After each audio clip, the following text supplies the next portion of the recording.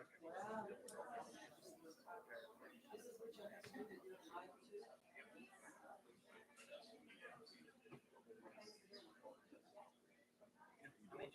you get a sandwich already? I did. Okay, good. A couple of these.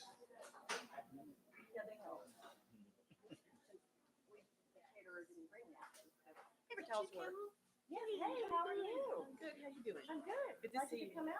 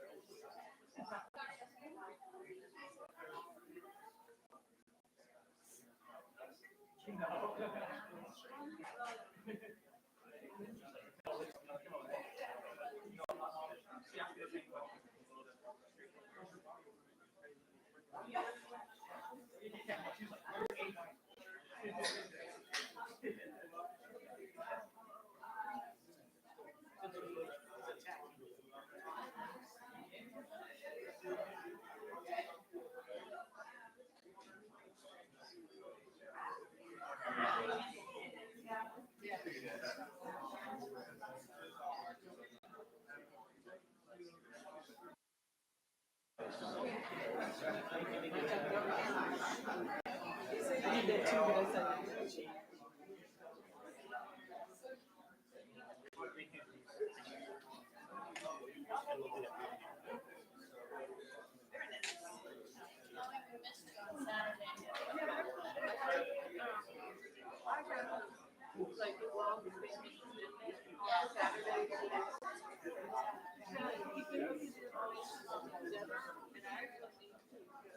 Yeah. It was a very nice group of people. There were probably about 40 or so. There might have been one or two veterans. There were several ladies there, but I think they were mostly wives. But the commander is a retired. But anyway, they have their traditional, meeting and their secretaries that the area was 5 years. We're running a new program called It's something to do primarily with veterans health. They have a gym, a trainer, then they have mental health professionals, that kind of stuff. But anyway, it was a nice one. And of course, Larry hit me up with joining. I don't think I'm going to do it right away or that soon. I mean, talk to him. And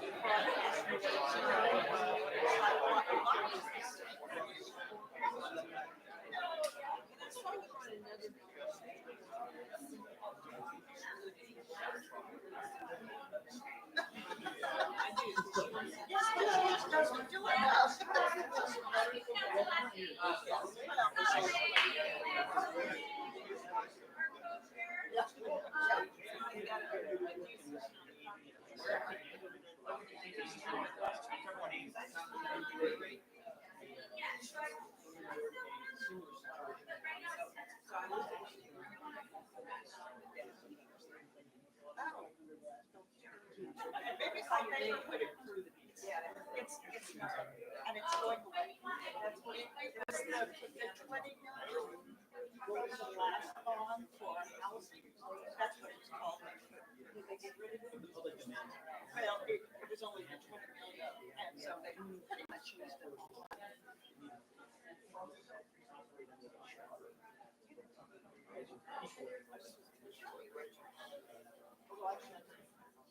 I'm trying to call you all the time. Can we do it now? Look it up on the. No, let's see.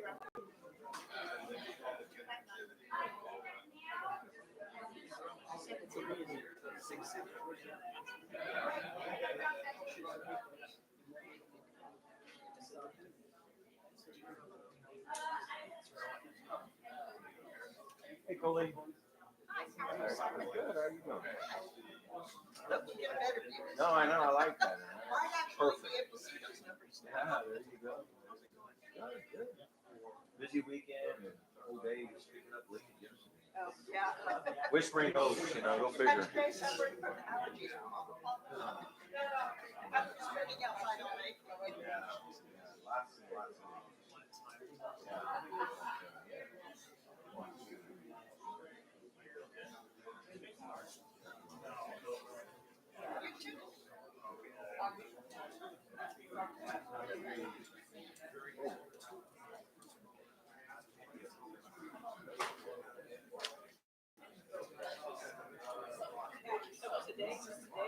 Sorry, I mean, yeah.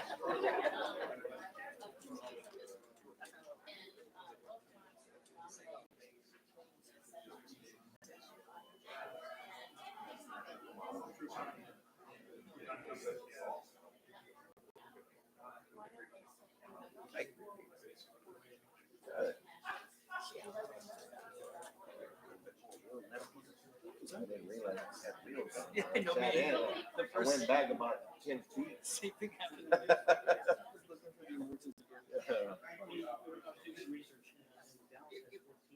Who are you? District 6. Oh, six. I'm on Okay. the. Same as science.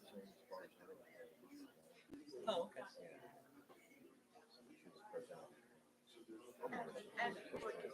Oh, cool. You guys do important work. Yeah, it's really busy, man. There's so much going on. Oh, really? Yeah, but still.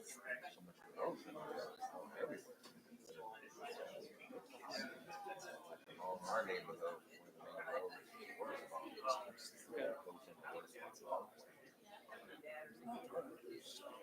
Hello?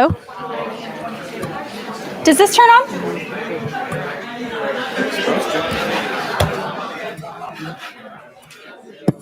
Oh.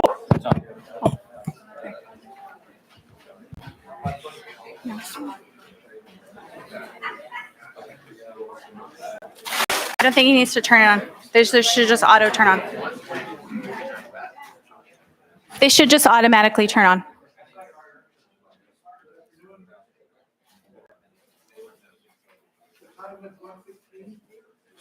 We call to order the meeting of the City of San Antonio City Council's Redistricting Advisory Committee.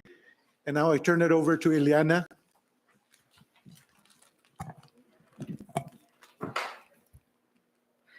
Co-chairs, we have a couple of members that have told us ahead of time that they will either join a little tardy or call in. And so as they come in, I'll mark them, but for now, I'll do a roll call attendance. From District 1, Teresa Vargas Wyatt. District 1, Jordan Gowie. District 2, Dwayne Robinson.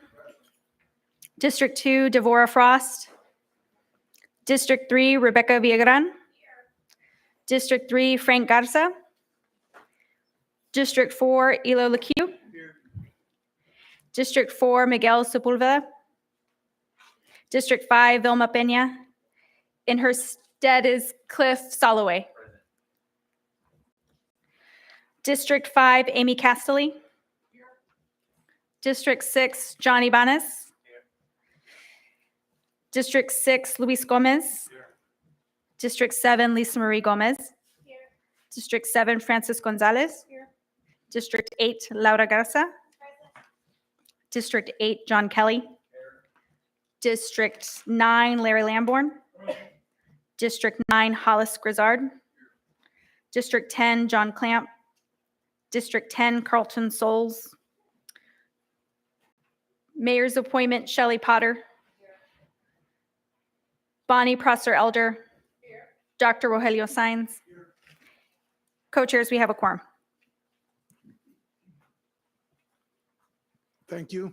Good afternoon. This is the 9th meeting of the Redistricting Advisory Committee and our 4th map drawing session. The first item on today's agenda is public comment. Individuals have 3 minutes to speak.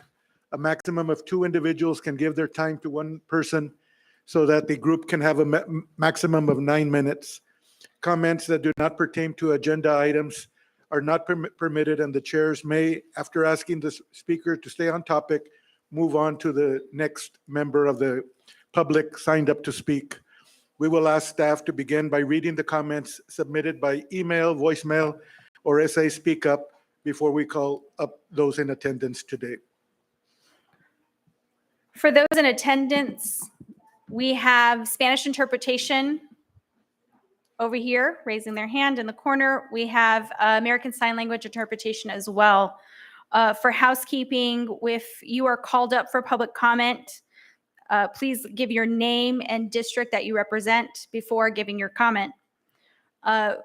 Very quickly, for the advisory committee members, there are 3 mics available to you, 1 on each kind of side of the U. And with that said, I will begin reading the written comment for today's meeting. The first comment comes from Pamela Harrison Martinez of District 9. She says, as a longtime resident of District 9, I can certainly understand why some communities are upset about the possibility of being reassigned to a new district.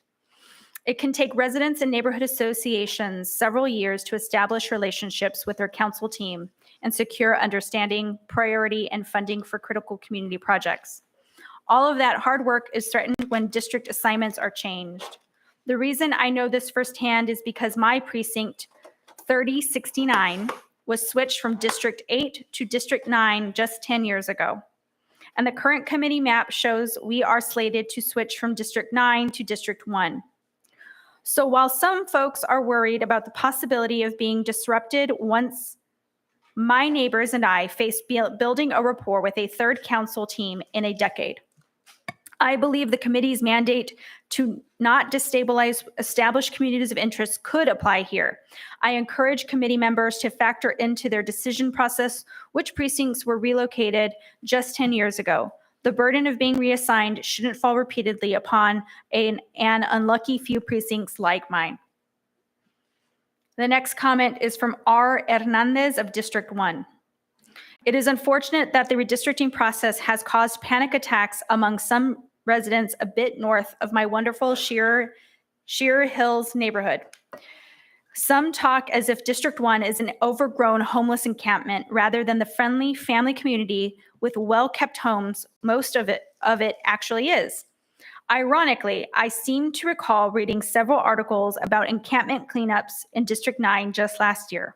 Well, don't worry, the good folks of District 1 won't judge if you all become part of our team after all. No district listed in the minutes that the advisory committee will receive. Instead of their district, we will provide in the minutes their zip code. The commenter is Xavier Gonzalez. I have studied the redistricting plan and I 100% support the District 8 plan that their redistricting committee has proposed. I do not agree with the District 7 plan of cherry picking and leaving neighborhoods divided. Next comment, district unlisted, minutes will provide zip code. It's from Melody Herrera. Regarding redistricting plans for District 6, I would like to ask that the committee make sure that the Edgewood Fine Arts STEAM Academy High School remains in District 6. We have developed a relationship with our councilwoman, Melissa Cabello Haverja, and have made a lot of progress under her leadership for our community. She has offered our high school students a lot of resources and has brought progress to our surrounding community around our Edgewood School District. Please make sure the boundaries for District 6 include Edgewood Fine Arts STEAM High School. Thank you for your consideration. The next comment is from Patty Gibbons of District 9, Save Harmony Hills. The next comment, no name was given, unknown district. Let District 1 grow into District 8. Next comment from Dina Young of District 6.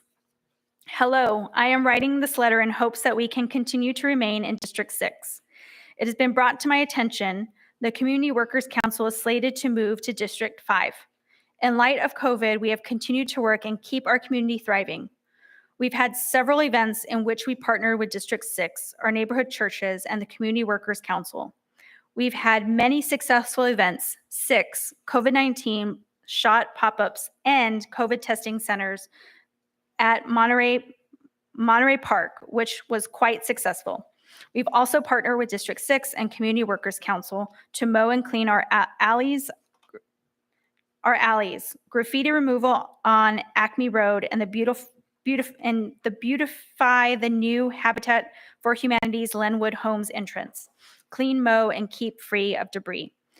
We might be a small group, but we are mighty. We have a working partnership with District 6 and do not want to be moved or shuffled around to another district. The families who live in the area have been here for years and have created a partnership with you and your staff. We have partnered with multiple extensions of the city, and so far, all is well. What happened with keeping communities of interest together? We have a common goal: keep our area safe, stay connected to city government, and communicate and support one another in different entities and agencies. If the Community Workers Council was reassigned, we'd lose years and years of hard work and a positive partnership we've created. Our community, schools, and seniors depend on District 6 leadership and services. If it's working now, why are we trying to change? I'm of the mindset, if it ain't broke, don't fix it. I am asking on behalf of our community to leave the boundaries as they are today, and let's continue making changes within the community and not trying to change the fiber of the relationship. That concludes written comment. We will begin the public comment. Again, I'll remind those giving public comment to please state your name and which district you are from. And I apologize, the co-chairs in the advisory committee had wanted to start something at the beginning of the meeting. I'm doing it now, sorry. This is, as the co-chairs have said, this is our ninth total, fourth map drawing meeting. The advisory committee, as of yet, I'm telling the advisory committee, they know this.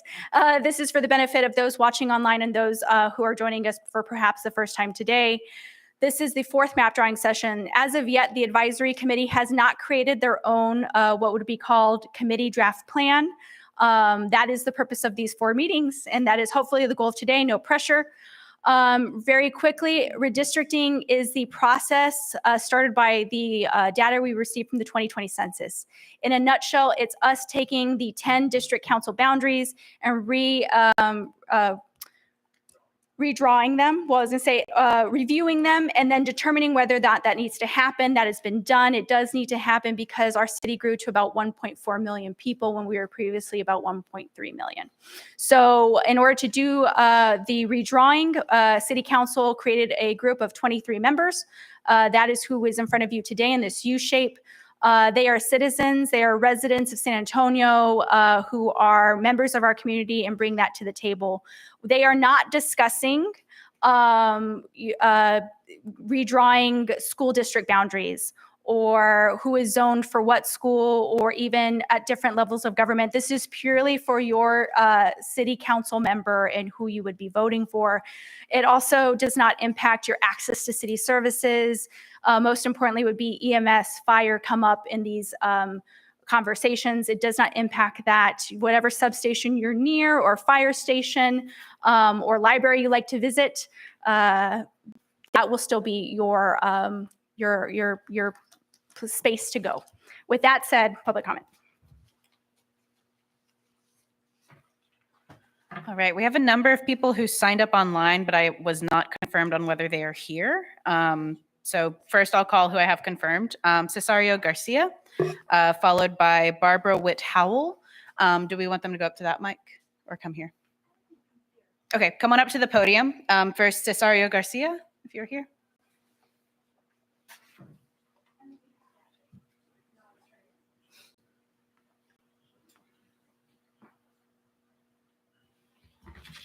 Good afternoon. My name is Cesario Garcia. I'm here in District 8. I've been here since 1996.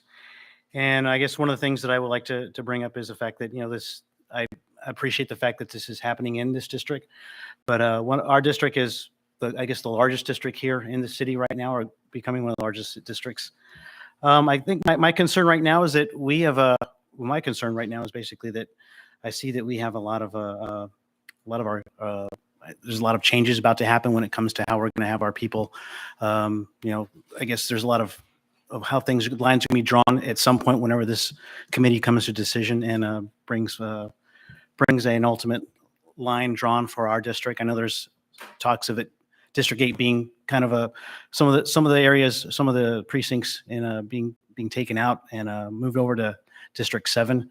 One of the things that my concerns is that this district basically is, we've had a lot of I'm going to stay on topic here. We have a lot of crime is up as well in this district. And that at some point I would hope that whatever decision is made to put the dividing lines between all 10, that we also come up with a way of having a forward thinking of within the next 10 years of making more districts for San Antonio, since we are growing exponentially.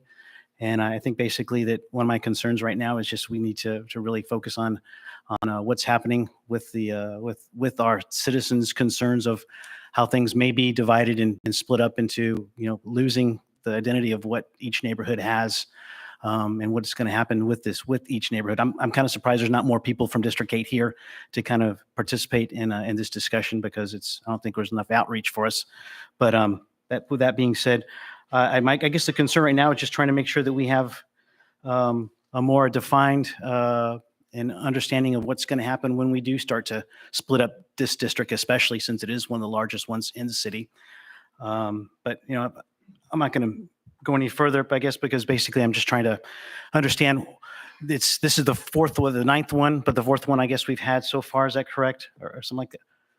Fourth map drawing. Okay, so this is the fourth map drawing, and I hope at some point we have a consensus and get things drawn, and so people can actually figure out where they're going to be able to vote and have their ability to elect the right person in their district, and not have to worry about certain things to bleed into the next election cycle we have coming up. But I know it's Fiesta right now. A lot of people aren't going to be around, but either way, I want to say thank you for the time. And I hope that we can get this resolved and done quickly, since this is there's a lot of things happening that need to be resolved when it comes to, the crime and whatnot in this district. So thank you very much.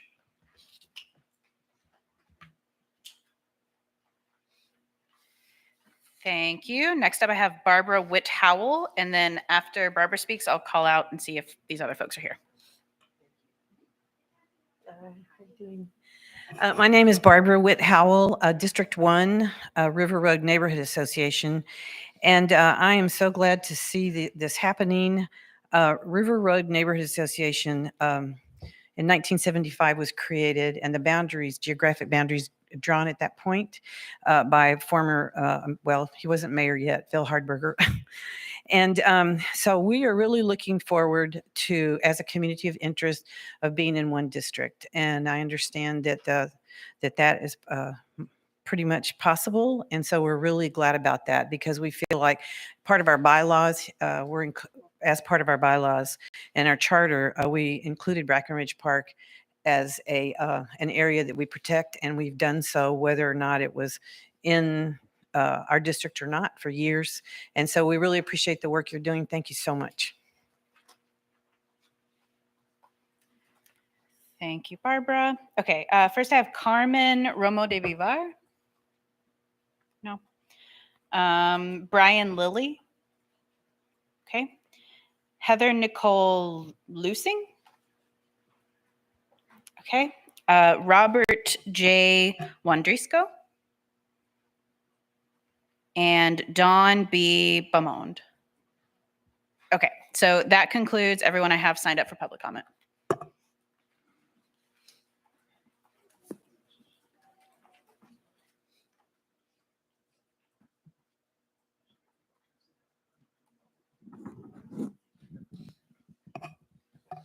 We have a question from a committee member.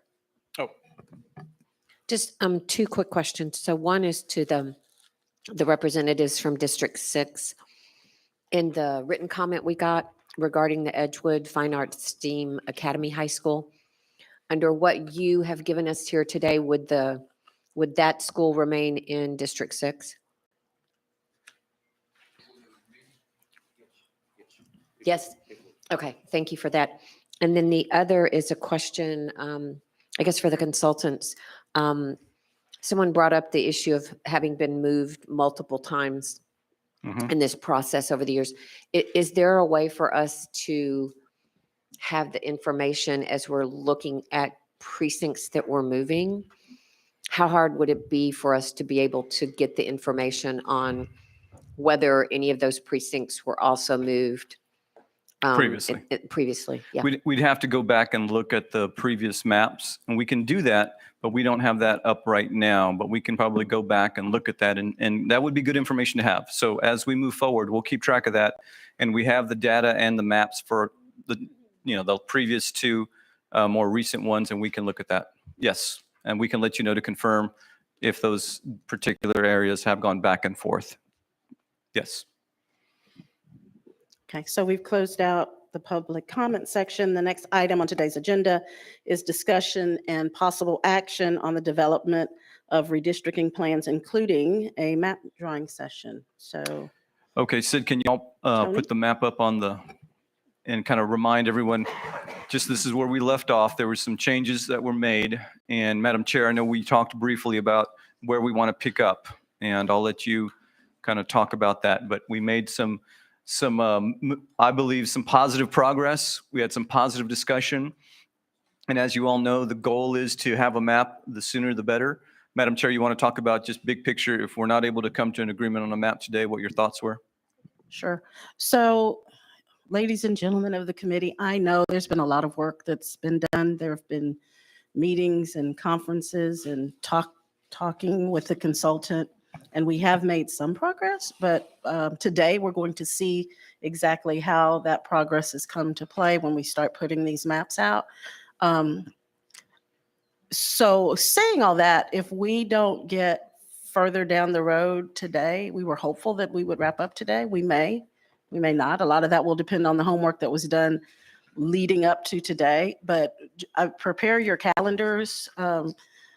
Because if we don't get wrapped up, we're going to likely have to schedule additional meetings, because there's just no way, looking at the calendar, we're looking at a briefing to council in April. We're looking at getting a map out to the public and giving the public sufficient time to comment on that map. We have to finish our work before the rest of the work can get done. So it is a process, but part of that process is getting to a completed committee map, comment on that map, and then getting a map to council for council to vote upon. But we have to get something that's committee approved before we can do the rest of that. So with that being said, we're going to get to work today in this map drawing session and see how we do. Very helpful. And just to remind everyone, Madam Chair, the briefing, I believe, is April 20th. Is that correct? So today's April 4th. So that gives us about 2-week window after today if we're not able to accomplish our goal of a draft plan. So other than that, though, we're ready to get started. Sid has it pulled up. We ended on some movement, and y'all recall the discussion regarding 7 and 8. 7 of 8 have talked. 5 and 6 have talked. 5, 6, and 7, I believe, have talked. There's been a lot of work behind the scenes, which we appreciate, and we're going to do the best we can to see what that looks like. So, Madam Chair, I guess we can start where we talked about. Yes. So recognizing that we're on a little bit of a schedule here today, and I know 7 and 8 have been working hard and talking a lot. So if you don't mind, can we get started with you guys to see how it's going, and you guys can put up your proposals, and focusing specifically, if we can, on the things that you have agreed to, because we know that there's been some hard work and some coming to agreement on that. So if we can get that up on the map, that'd be a great place to start, I think, unless you guys have a different. No, that's fine. Okay, great. It is working. Tony, can you just confirm for me, and it could be just a function of the shading, 3162 and 2099 we'd agreed to would go into 7? Is that a 7 shade, or am I not seeing that correctly? Sid, have those It's up there on the north side. Mm-hmm. Yes, that I can confirm that shading appears to be Is that a 7 shading? That is a 7 shading, yes. Oh. Is that correct, Sid? Yes. Okay, that's perfect. Yeah. Can we confirm 3115? 3015, sorry. 3015. Can 3015. can we confirm the shading on that is in 7? Okay. All right, thank Okay. you, Sherry. All right, so in terms of changes, we are recommending, after consultation, 3127, right up there on the north. Okay. And then we are going to hold for now on 3037, right next to it. We've agreed here that if we want to look at the numbers without it first, Okay, so Sid, go ahead and just make that one but change. please add Sherry. 3127, that's fine. Just like you did. Let's see what the numbers look like real quick. Yeah, and then here's some additional changes, Tony.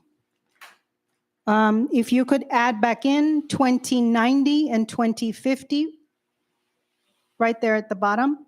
They're currently in 6, and we had talked about giving them to 6, and so we're taking those back into 7, and we've consulted with 6. Okay.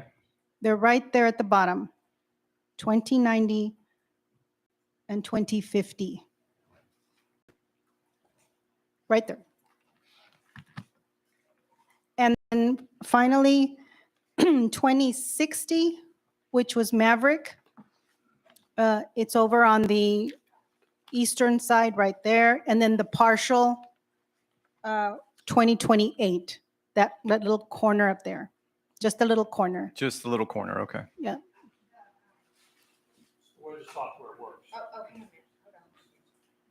So we have to adjust the software to take part of that precinct. Sure. In just a second.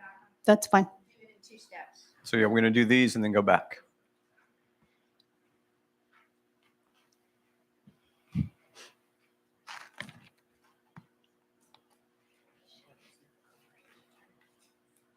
The shading is difficult, but we got it. Is that it? Yeah, that's it. So can you,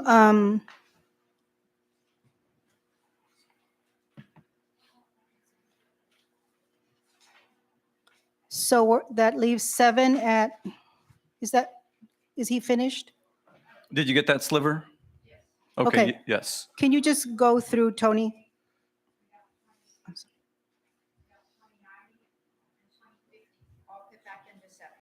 Okay, that's correct. So that adjusts for 6. It gets 7 where it needs to be. And then 8 is still over. Is that what that is? That's correct. Yes, that is correct. Okay, so if you go up, can you add in 3037?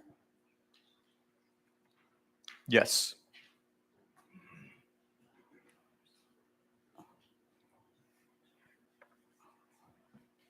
Did I get the right number? So that helped 8 get to where they needed to get, but then 7 has a little bit more. What's the top right-hand number? Let me Oh, look. I see. All right. The top right is balanced. Is that correct, Sid? It's balanced. Yeah. So Remember, the numbers down here, the program is set, anything above 5% is going to get flagged. However, for a balanced map, the right-hand corner number, the one that Sherry is talking or pointing at, that's the overall balance. Because remember, what you do is look at the most populous and the least populous and look at the interval between them. If Correct. that's less than 10% overall, the plan is balanced. Okay. So we're done. Thank On you, our end. Francis. Thank you. So Laura, go ahead. It looks good. It Okay. looks good. We did want to lose more because of the size of the district, but if it works and we're able to move on today, we don't want to take any more time.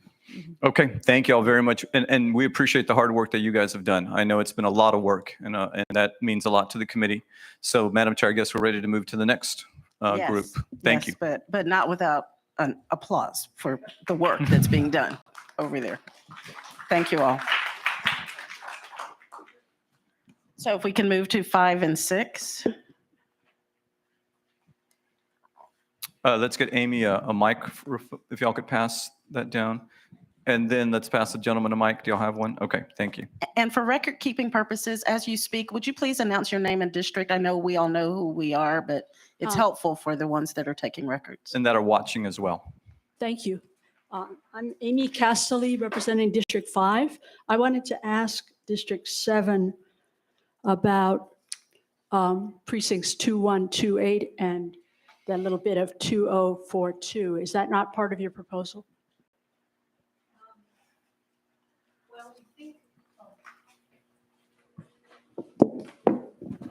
And just announce your name again, Francis, and district. Sure. Francis Gonzalez, District 7. 7.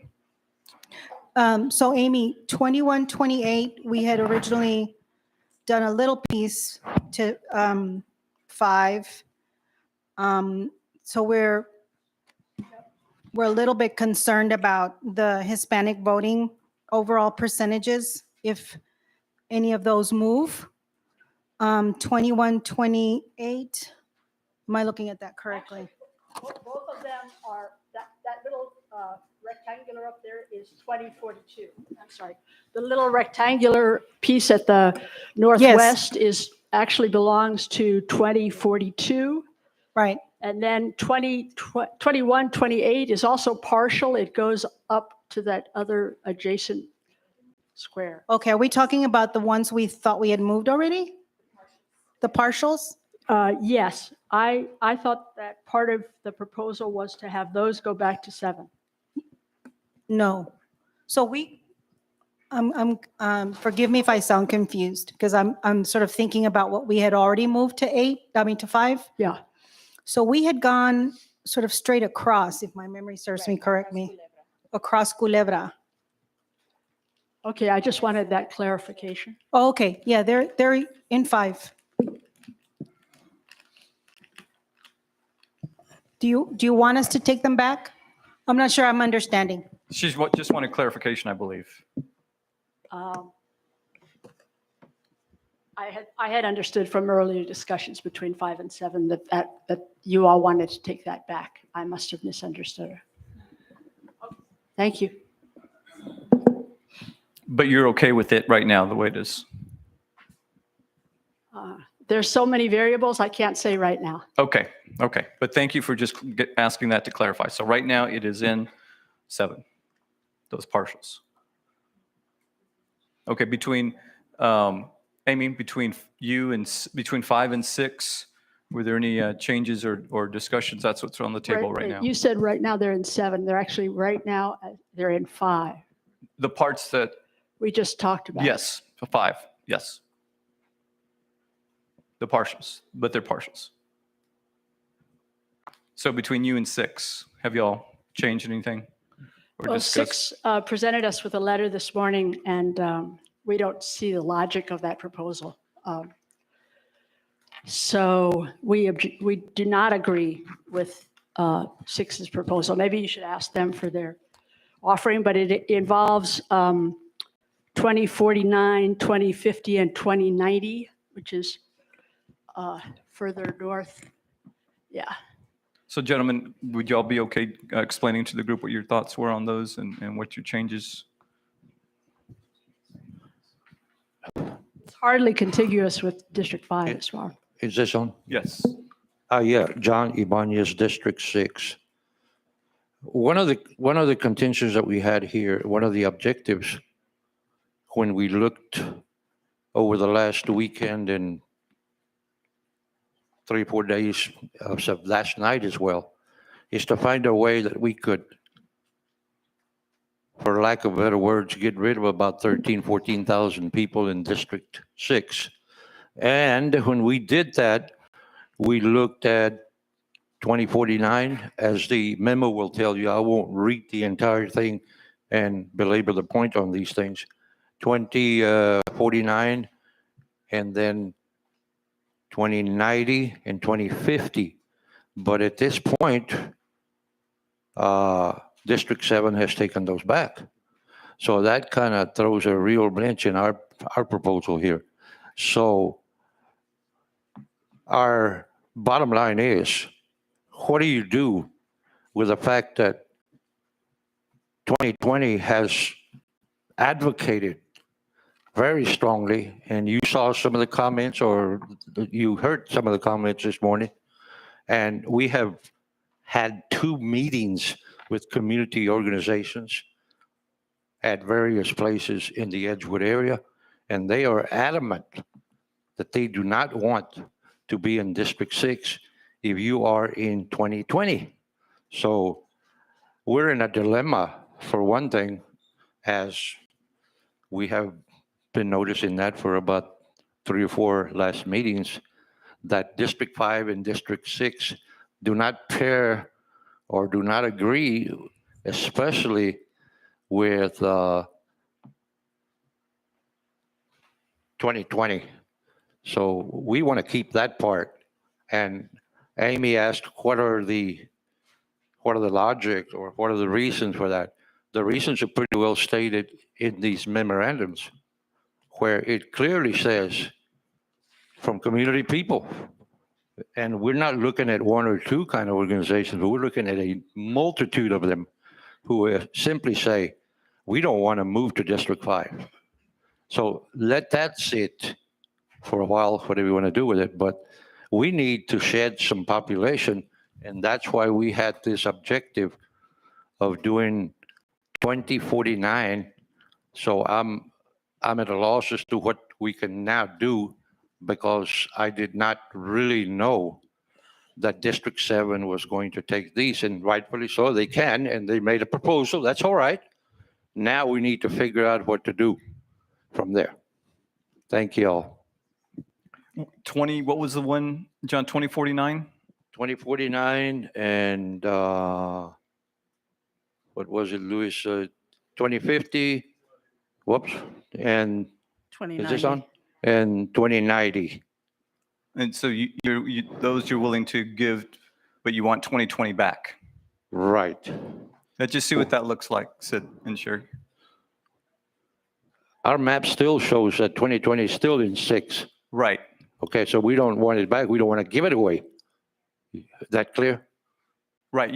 Right. Well, no. The proposal was, if I recall, Amy, you wanted 2020 in your, right. Yes, that was the compromise Right. that we had made. We did not make no compromise of any sort, ma'am. I'm sorry. I don't mean to interrupt you or to object to you, but I don't agree.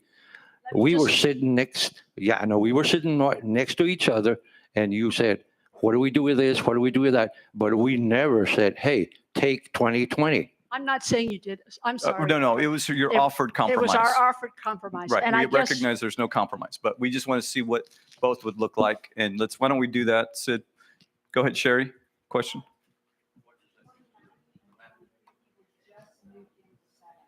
Say that again, Sherry, or Sid? 2090 and 2050 were just moved back into 7 from this last move. Okay. So with regard to 2020? Yeah. may I? Yes, ma'am. Amy Castley, District 5. So we've already had input from Community Workers Union, Neighborhood Association, which is in 2020. And they have told us that they already use the park, which is in District 5, Monterey Park. They are, at least many that we've talked to, are happy to go into District 5.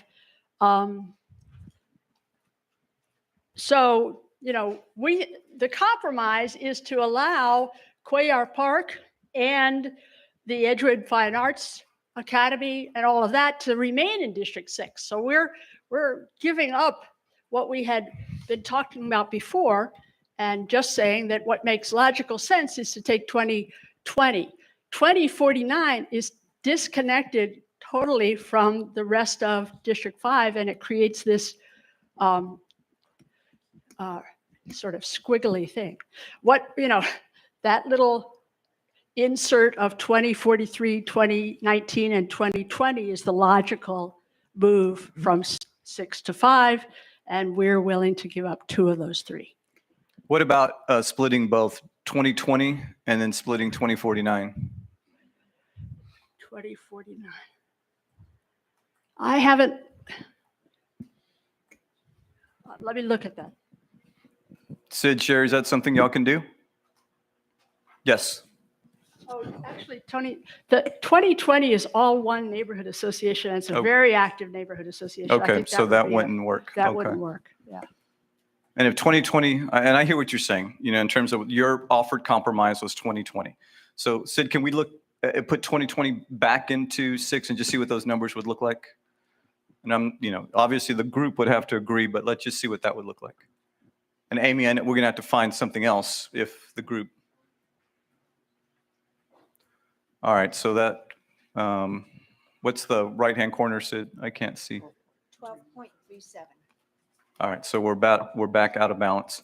And that moved the population in 5 down, obviously in 6 is okay still, but it moved it up.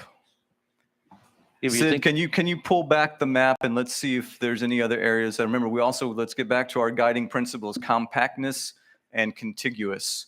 And I know the neighborhood associations and the communities of interest are also a factor, but let's keep in mind if there's any that can allow for compactness and contiguous, that maybe we can find something that y'all do agree on. We had talked about the possibility of District 5 gaining the southern part of 2004 south of Culebra. Sherry, can you see 2004 south though?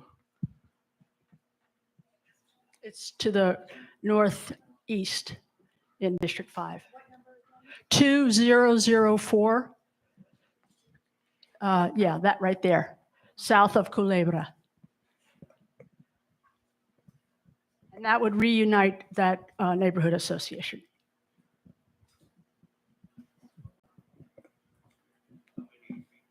That's what they're going to check right now. Sir.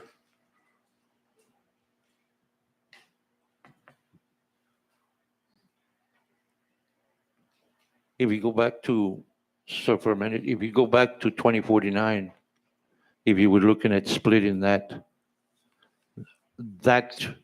will work as well. If District 5 takes the residential area and leaves We'll go back to that. to That's that cut at. Okay. Let's first see what this does, but that's a good idea. But Okay. I just wanted to kind of throw that in there because you're kind of working in multiple kinds of things here, which is great. Yes. Thank you, sir.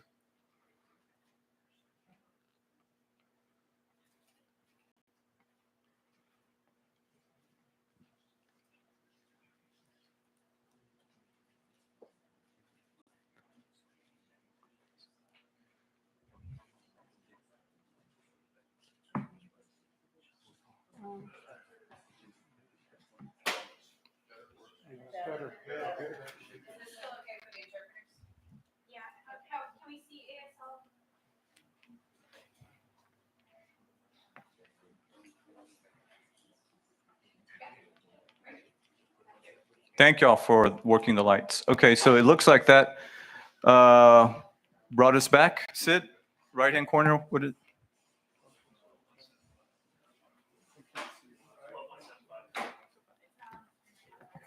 Okay, so we're not there yet. So that did that it brought 5 into a better spot, but we still have 1 and 7. That Tony- really takes too much out of 1.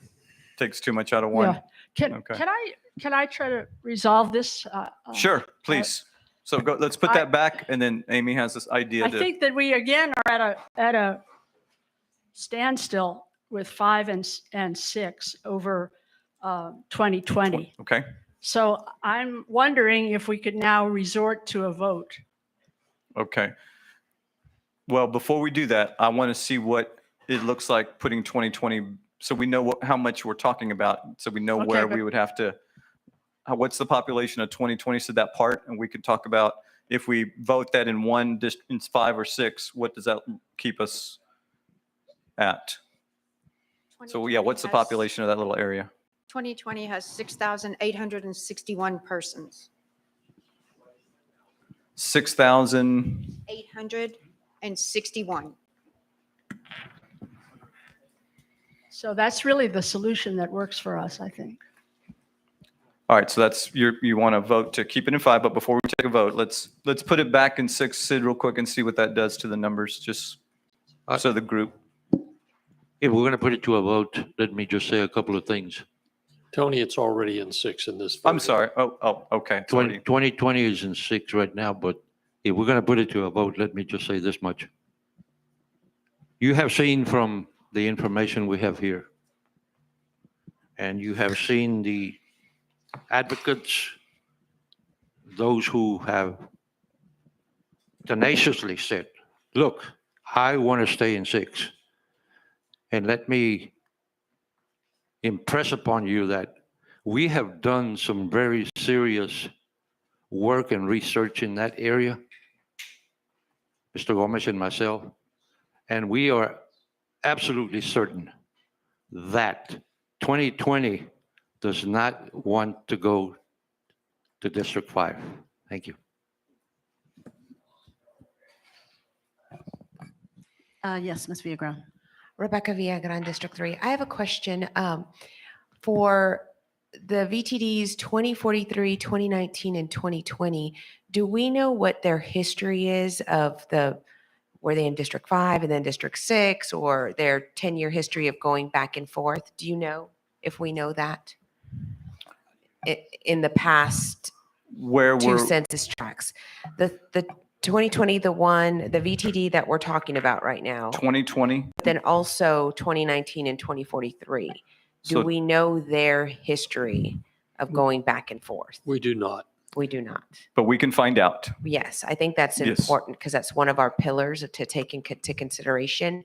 And did we already split 2049 to see what that looks like? We haven't, but that was a suggestion that was discussed, and I'd like to explore that because I think initially Amy believed that 2049 was all one neighborhood in terms of keeping a neighborhood of interest together, but then Mr. Ibanez said, no, maybe that might work. So I'd like to see if that's possible, Sherry and Sid. Talking about 2049. Yes, sir. Remember that almost all of the population is in the northern part of that. The northern part of that. So let's do, So if we split it down the middle, though, north and south, I hear what you're saying. Would that be enough population in the north? You're right, in the south, too. There's virtually nothing. Probably in the not, south. okay.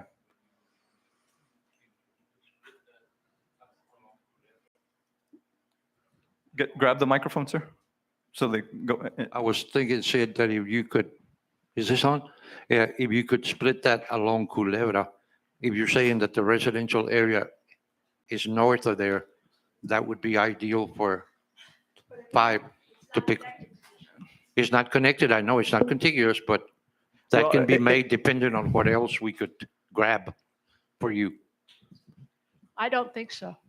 Well, if there's not a lot of population in the south, then it would make sense for all of 2049 to just go ahead and go in as a whole for compactness purposes. Does that make sense? Sid?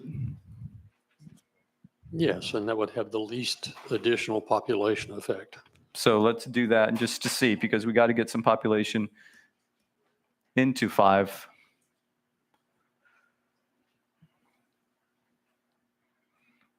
And Ms. Villagrán makes a good point, though. We do need to have a little more background history of what we're moving, what we're talking about. So we'll get that. So let's see. Tony, if I might, Well, real quick, Amy, what did that do, Sid? Total deviation is now 9.85. So just about 5,000 folks, okay, which brought it back into balance. So now we're at a balanced map. We are. can I? The overall deviation is on the top right-hand corner. 9.85. So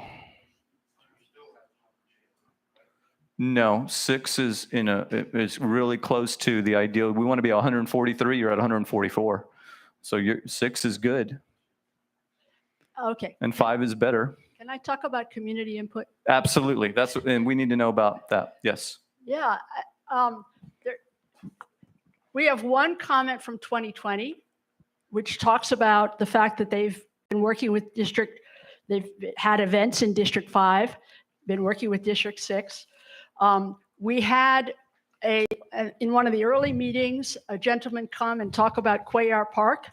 We were persuaded by that.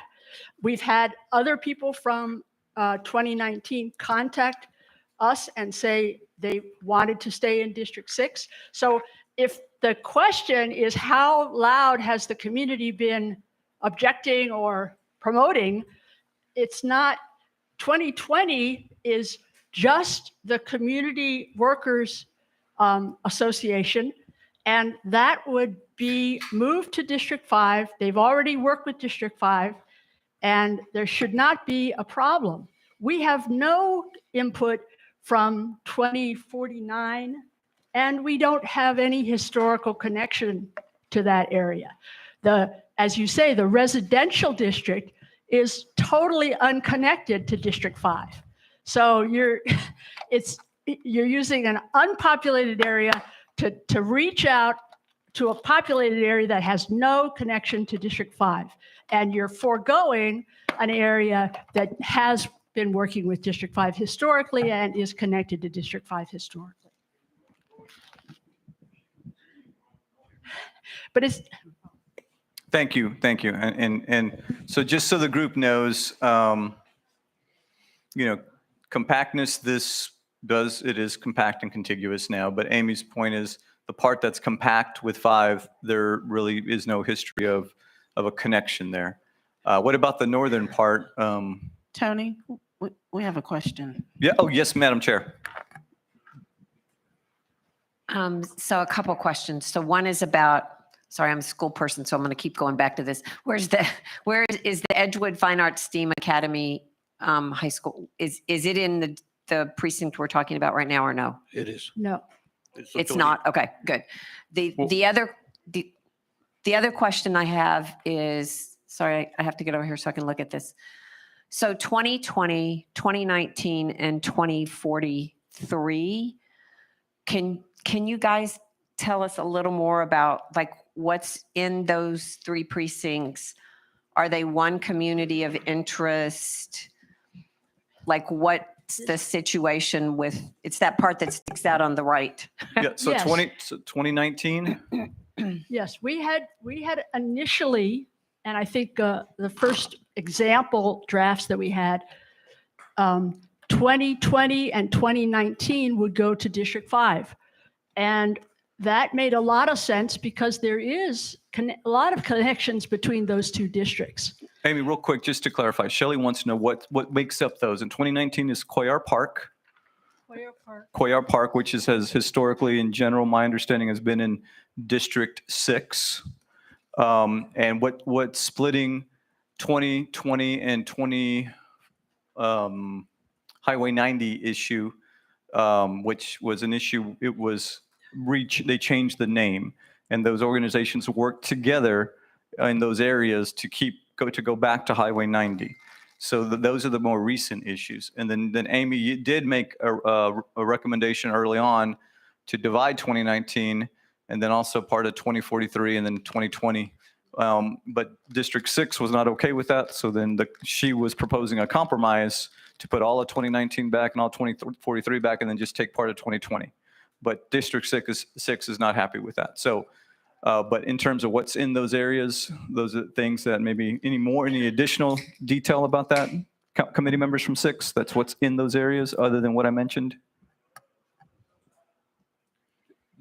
Well, Luis Gomez, District 6. The reason with the District 2020 is that we've talked to the religious community, like it states in our notes, and they have worked real closely with the school district as well as the Alliance to keep 2020 because of what is coming next with the designation of the historical. Some of the businesses have been designated historical, so we want to keep it that way at District 6.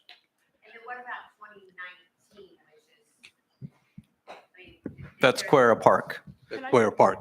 Yeah, we had a gentleman come out, I think several meetings ago at Quaker Park, that they want to keep it because they have over 5,000 kids playing all kinds of sports, football, baseball, soccer, and all that. And they have worked with District 6 in getting the fundings, and we realized that they could get funding from District 5, but they want to keep it 6 so they could continue working with. The issue sometimes with also with 5, for just a minute, is it has enough population if you take 2049, right? But you say that, hey, you don't have a relationship with them. But on the other hand, you all are very aware that population is moving north. So you have to cultivate that area in the future. If you want to look at a compromise, as my neighbor here has been suggesting and telling us for the last couple of minutes of District 7, is maybe there's a way that we could possibly split 2019 so that Quaker Park remains in District 6, but some of the rest can go to 5. Amy? I believe, and we can check it, but I believe that Edgewood Fine Arts is actually in 2019. So that we need to check that. The other thing I wanted to say is that the concerns that were raised initially about Quaker Park have to do with bond funding. And the bond funding will go to Quaker Park regardless of what district they're in. And the same thing is true for the historic preservation. District 5 has been very supportive of historic preservation and would welcome the opportunity to join with that. So I just don't think that the concerns expressed, the same way the concerns, I'm sorry, that you expressed about Edgewood School District, we've said from the beginning and we've recognized from the beginning, Edgewood is currently in both 5 and 6. So there's no impact in terms of the relationships with the school district, with the bond. And the neighborhood association is an important neighborhood association that will remain together, the community workers union. So What about that's the one that makes sense. And if you're talking about 2049, you're saying to District 5, okay, so you have new population with which you have no historic connection on the northern part, and then you have the southern part, which doesn't have very many residents, and you have to somehow resolve that split or somehow deal with the northern population. It just doesn't make any sense. Well, Amy, what about the last offer of compromise to split 2019? Well, I'd like to see where if you all want to keep the Edgewood Arts Center And Quaker Park. We'll take both of them if you want. So they could split 2019, I believe. We have a question, comment, concern, Jordan. Yes, please have the mic and state your name and district. Jordan Gowie, District 1. So it seems like we're inexorably moving towards another vote here. So to help understand the districts that we're talking about, these two VTDs, would moving 2020 and 2019 make sure that's what you're advocating for, Amy? Yes? Yes. Would that disrupt any currently registered neighborhood associations? If you divide 2019, which we're not at this point asking for, okay, you would be dividing Los Jardines Neighborhood Association. Okay. And what about 2020? 2020 is all covered by the Community Workers Neighborhood Association. And so that's one of the reasons that we have proposed taking all of 2020. Okay, so if succinctly put, 2019 and 2020 were to be moved into D5, there would be no disruption to registered neighborhood associations. That's not correct. If we move 2019, we would be splitting Los Jardines Neighborhood Association. I thought you said that's only if we split 2019. Oh, if you move more offside, I misunderstood you. Okay, if we move the entirety of 19 and 20, there's no disruption. That's correct. But that is still in opposition to D6's wishes, correct? Correct. Okay, thank you. Thank you. it may not be so much as a disruption of associations and all that difference, but it's also the area of communities of interest. That area of and by itself, and I'm talking about 2020 and 2019, has existed for a long time, and it has developed a relationship with everyone around there, including the Edgewood District part that they have. Okay? Madam Chair, may I point something out? Oh. Well, real quick, if I recall, Amy, I want to clarify. There was a point where you were okay with taking part of 2019 early on. That's Okay, correct. Okay, so let me, and now you have District 6 offering a possible compromise of giving that back to you. Would it be okay if we looked at see what that would look like? You haven't agreed to it, but let's see what that look like, because in terms of compactness and contiguousness, that really does help, I believe, those guidelines, and then putting 2049 back to where it was and seeing what kind of population we're looking at. Would y'all be open to that? Sure. Okay, so Sid, Sherry, can you split? The Well, di- let's put, I'm sorry. Go ahead. go ahead, sir. The divide would be along 34th Street. Yeah. Yeah. Is that? That's correct. Okay. So yes, 34th let's put Street. 2049 back. And let's just see what that looks like, guys, because we do want, the votes are important, but if we can compromise, that's even better, because that gets us further along in the spirit of trying to work together here. Along 34th Street, 2019.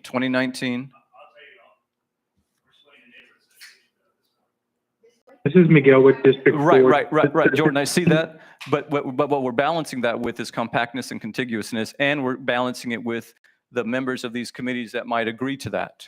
So, and again, this is just for our draft, because remember, community of interest, compactness, contiguousness, those are all equal in terms of considerations.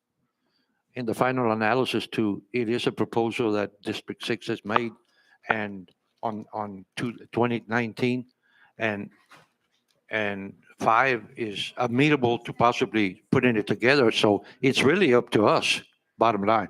So real quick, sir, real quick. So Sid, thank you for making that change. It doesn't balance it completely, but it gets us close. We're at 10.72, correct? Correct. Yeah, so. Can we try just adding in the other half of 2019? Before we do that, I want the whole group to see that this is what's been offered by 6. It doesn't get us to where we need to get completely, but in the spirit of trying to work together, at least might be something to consider, and then we can tweak the areas that need to adjust. So I want everyone to see that. And can you back up a little bit, make it bigger so we can see the compactness and contiguousness in terms of how that affects the map?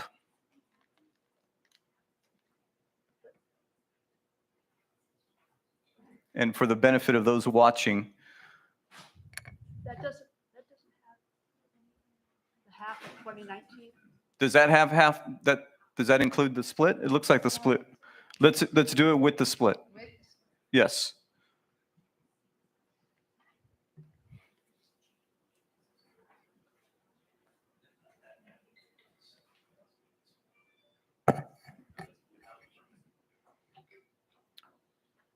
Yes. Now we're adding the split. Yes, that's keeping Cuellar Park along 34th Street. That's what we're going to look right now. I think it gets it close, but not quite all the way home. So that put more in 5, took out some from 6, but again, look at the top right-hand corner. Okay. And again, can I ask then that all of 2019? You can, but I want to back it up first so the group sees that part is very contiguous and continues the guideline of compactness. So they need. And again, understanding that the only objection we've heard to moving all of 2019 has been the bond issue, which will not be Cuellar impacted. Park as well. Cuellar Park is the bond issue. Well, but it's not about just the bond. I think it's their position is that they just want Cuellar Park because that's been part of their district for a long time. Could we just see what the population effect would be? Yes, we can, but he asked how much population you need, and I think it's good for the group to know. So they're at 135, and they're over the 5%, and 7 is overpopulated. So just so we look where we would make changes and the group, if y'all don't agree, remember the exercise. If y'all don't agree, this group has to help with the discussion to move it forward. So now, Sid, if you could put all of 2019, Sherry, real quick, into 5, and let's see what that looks like.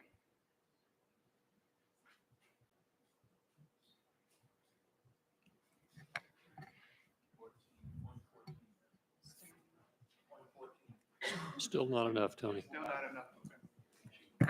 So that gets it closer, of course, but it's still not enough. I think our District 6 representative. Oh, I'm Yes. sorry. Yes.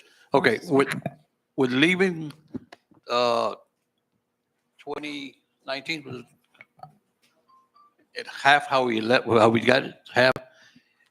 If we look at this proposal that we had earlier today, we passed out, that if we go ahead and put 2050 in its entirety, that's 3,100 population, and 2090 in its entirety, that's 4,800.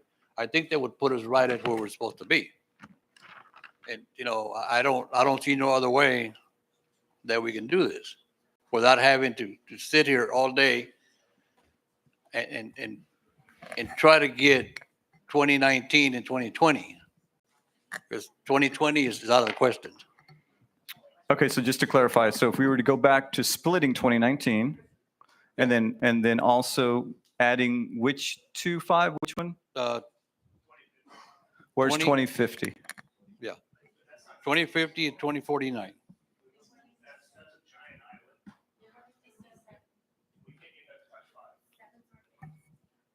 Well, that's also part of the 7 and 8 resolution. Yeah, so 2050 affects 7.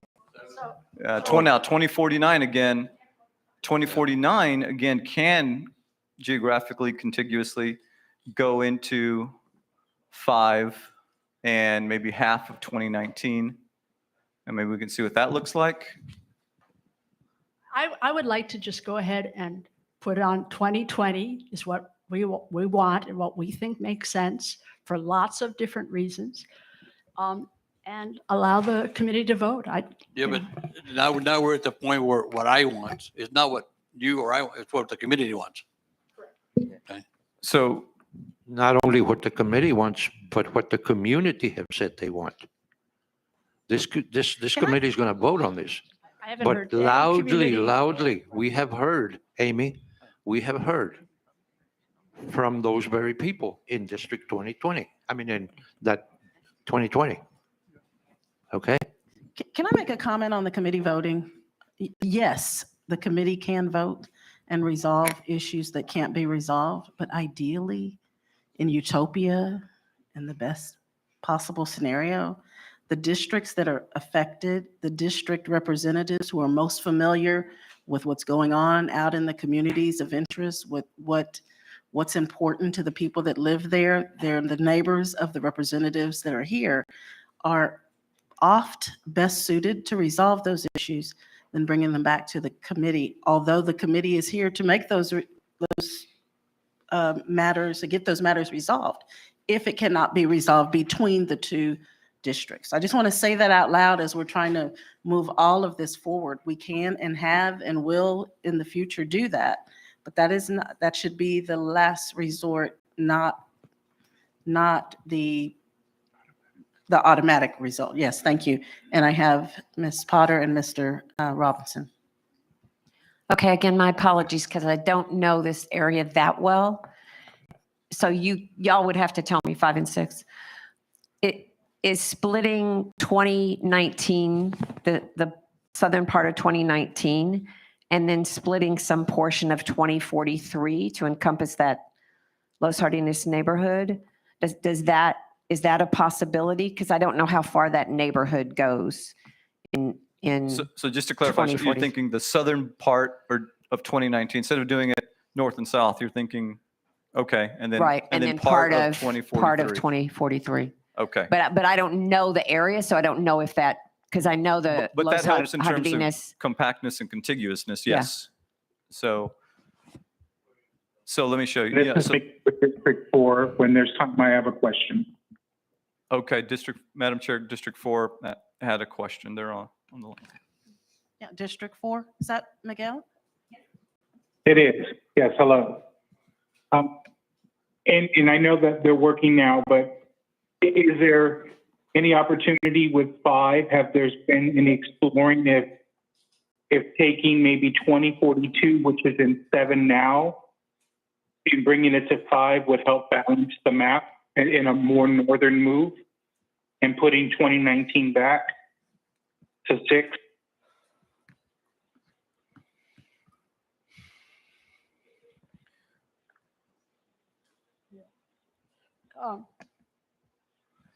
Where's 2042 is right there. So that is coming. So 7, how do y'all feel about? Can you use the mic, Francis? I'm sorry. Thank you. Thank y'all. Sure. That is the Culebra Park neighborhood. And so we had already I guess at the front end of this process, moved everything, because 2128 and part of 2042 were part of District 7 when we got started, however many months ago that was. Okay. And we moved 2128 and that little square of 2042 into District 5. And we said, okay, you can go all across Culebra South. And we moved all that to District 5 when we first got started. So 2042 and those precincts up there along Culebra, so north of Culebra, those are high Hispanic voting precincts. And so if we moved them, I think it would really change our percentages. Okay. But all that to say, we had already made a move to answer District 4. Okay. We had already made a move. Okay. Thank you, Francis. So maybe we can go back to Shelley Potter's recommended possible Thank you. compromise. And that's the bottom part of 2019 and the bottom part of 2043. Sid and Sherry, can y'all see what that looks like? And can 5 and 6 just maybe not comment on it, but study what's in those areas and see if that might be a compromise? Again, so that's going to be the southern part of 2019 and the southern part of 2043. That south of Eldridge? Yeah, Eldridge South, yeah. Where's the 34th? Correct. Yep. Yeah, 24th is here. So this is all. Thank you, Shelley, for that idea. I know, Amy, hang on. Let's just see what this looks like in terms of the numbers. And I know there's the community of interest issue, but in terms of the compactness and contiguous guidelines, this would work. But let's.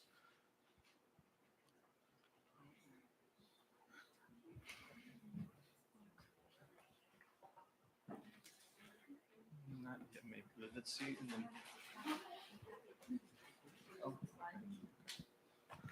Yeah, and just to remind everyone, we have the ability to overlay the neighborhoods in a minute, but let's just see what this looks like in terms of numbers. And then we'll let 5 and 6 kind of just soak it in and the whole group soak it in, because if 5 and 6 can't agree, this group might like this. What is the northern boundary of that area that you're cutting? Eldridge.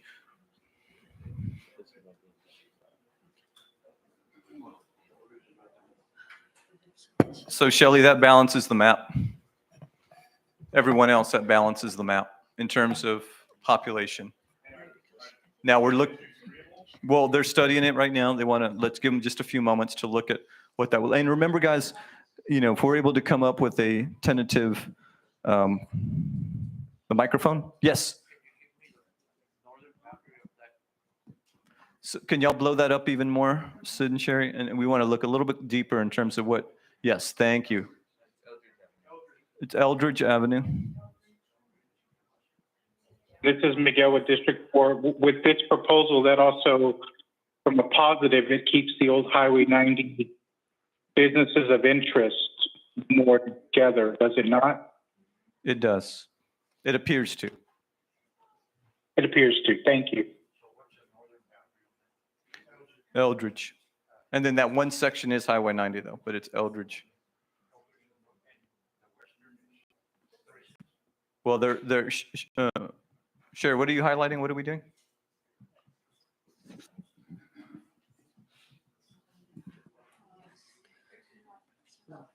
Tony, the little highlighted area is, extends out to the highway. Oh, okay. It extends out. It's part, that part does extend out. So that's capturing. All right, let's see what that looks like, Sherry. It's a clean boundary. There's no population in that. Okay, so that's just, so it can go either way. It allows for more compactness and compactness really because of the boundaries and It's using just a mo- geographical. It's just a more definite boundary. More definitive boundary, which is what we need. So go ahead and move that into, okay. So the total numbers here looks good, the overall numbers. And 7 is the only one that's above the 5%, which we can live with because it's still overall. Sid, what's that number up there? I'm sorry. 9.85. It's under 10. So before anybody, I know Amy and before anybody else comments, let's give 5 and 6 some time to really think about that and look at it and see if it's something that maybe we can agree to. Now, so what do you want to do? You want the map bigger, smaller?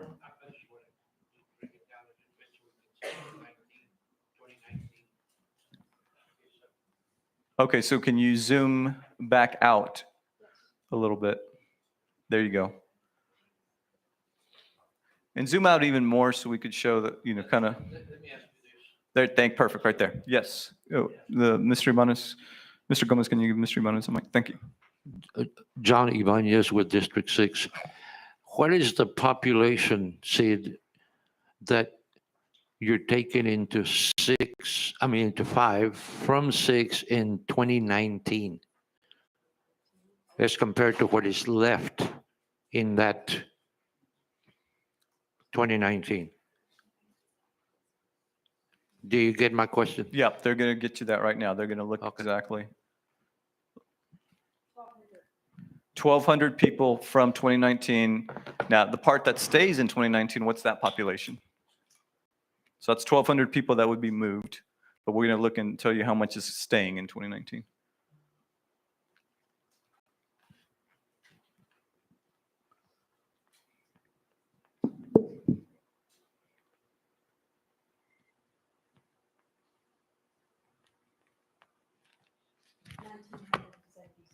So it's more.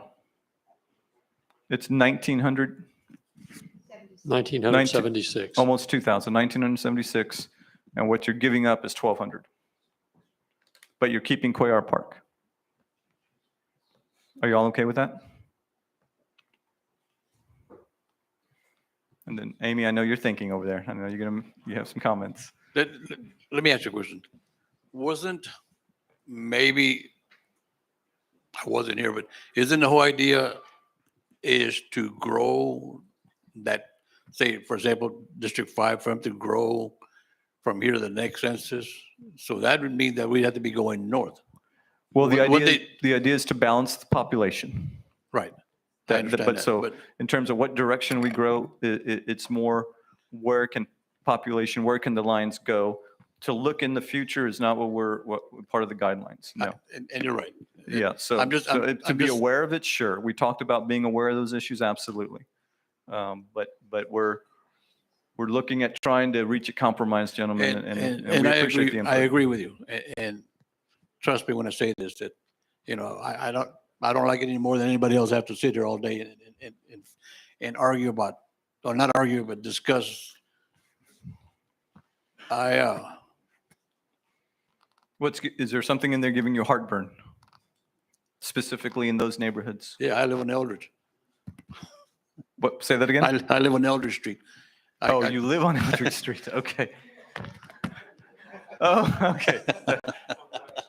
What side of the street do you live on? Well, Are- now when, So now you're a committee member for five, okay. now I got now I got 4 houses and 5 and 2 houses and 6. Okay. No, I understand where 5's coming from. I really do. Well, okay. Well, and Okay. this was Shelley's idea, which is, thank you, Shelley. I mean, yes. No, and A compromise. Is there, Sid, is there another street that you can dissect and lower, Lower the northern boundary a little further south? Excuse me. or is that not possible? Well, hang on real quick. Before we do any of that, let's hear, Amy's been waiting very patiently, I could tell, and been very thoughtful in letting it digest and soak in terms of what efforts can be made toward a compromise, Amy. Los Jardines Neighborhood Association goes all the way up to that point, down San Jacinto and over to Acme. So any of these proposals divides Los Jardines terribly, right? So to the extent that we're going to respect that, it would go all the way up to that top point. So again, Well, hold on. Where more specifically, so that way, this is Highway 90 there. yeah, Los Jardines goes up to Highway 90 and all the way up to the top of where the green line is. Yeah, up to there. okay. So it includes that. Yes, it has a big chunk of 2019 and yeah, all the way down to where you've got 2043. So that whole area, go all the way down now to, what is that along there? The southern, Yeah. yeah. So that's Los Jardines right there, right? As you can see on the map. And I just don't see the reason for doing that when we can have the same population split with, oh, that's a pointer?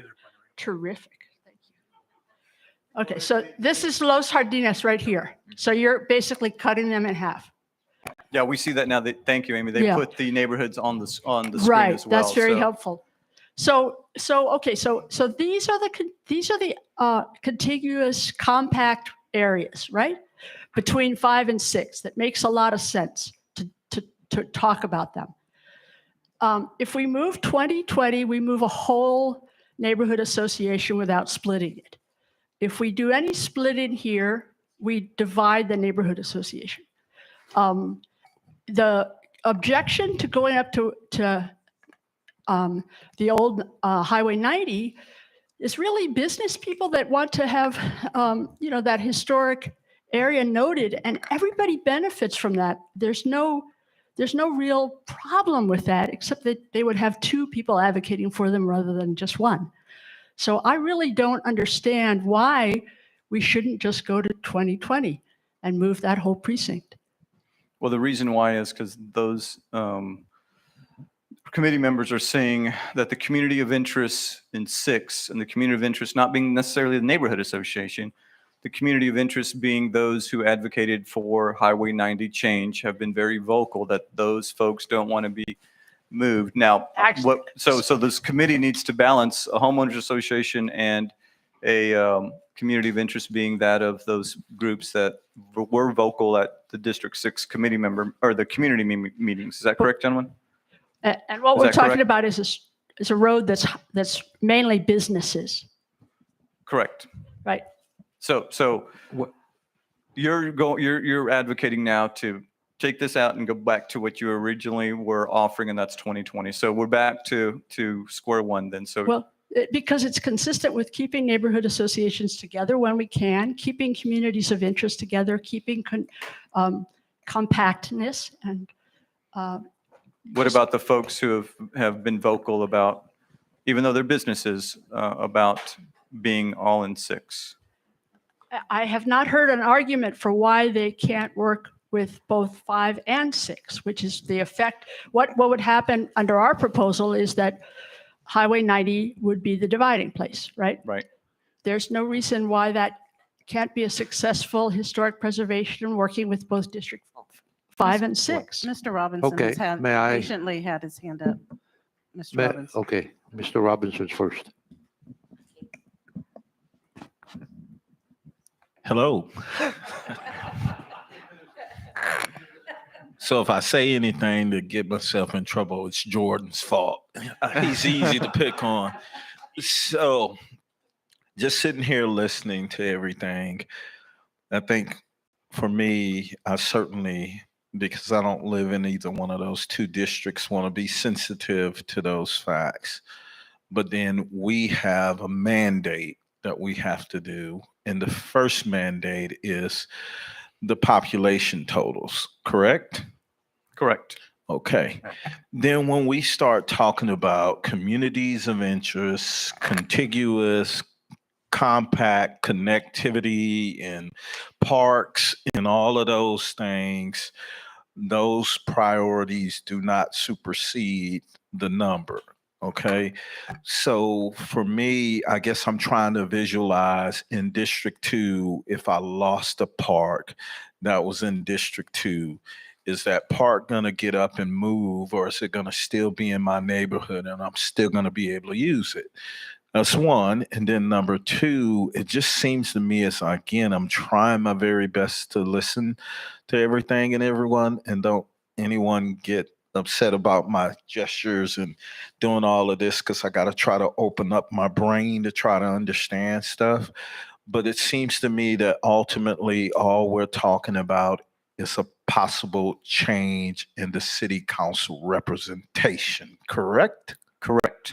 Okay, so then even if I'm in a neighborhood association, or if I'm in a neighborhood that's gonna say go from District 2 or District 3. Now, I'm at a little bit of a disadvantage in saying that because we only have one African American on city council. But I mean, if I can work with that elected official, and if philosophically they're not too much different than what I already have, then at the end of the day, we're mandated to make these changes, and we have to make them. We have to make them, and we have to make tough decisions. I would hate to vote on something to override someone that's represented in a district to do something, but we may be forced to do that. And ultimately, I guess, again, for me, and I'll close, is I think that really what we're talking about is a possible change in city hall representation. Jordan, and then Can I get back to another? Yeah, I got real quick. Just I'm looking at this. We're talking about the principles of continuous districts, and when I look over there, I see 2049. I just had Sid and team pull the numbers here. So 2049 has 5,639 people. Is that something that D6 would be willing to give to D5 to help the balance? Would that even be something for consideration? If it cuts along Culebra, and we would maintain the business part, which is not a residential area. But yes, they would take the 5,000 and some odd people. That was one of the main proposals that we made with this here, but apparently they don't want it.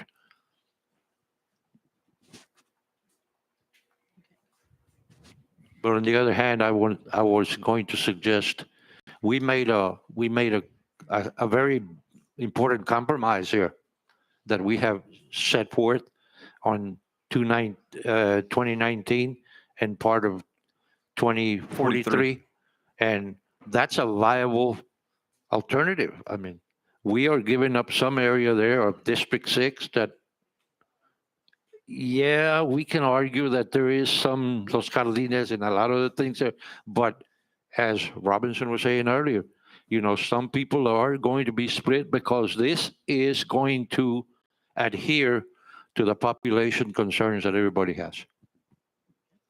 So, I'm sorry. Madam Chair. Laura had her hand Oh, up. Laura, do you have a comment? Laura And then Gaza. Amy, back to you. She needs the mic, sir. Mr. Gomez, can you pass down the mic? Thank you all. So that was my question to District 6. Are you okay with giving up 2049?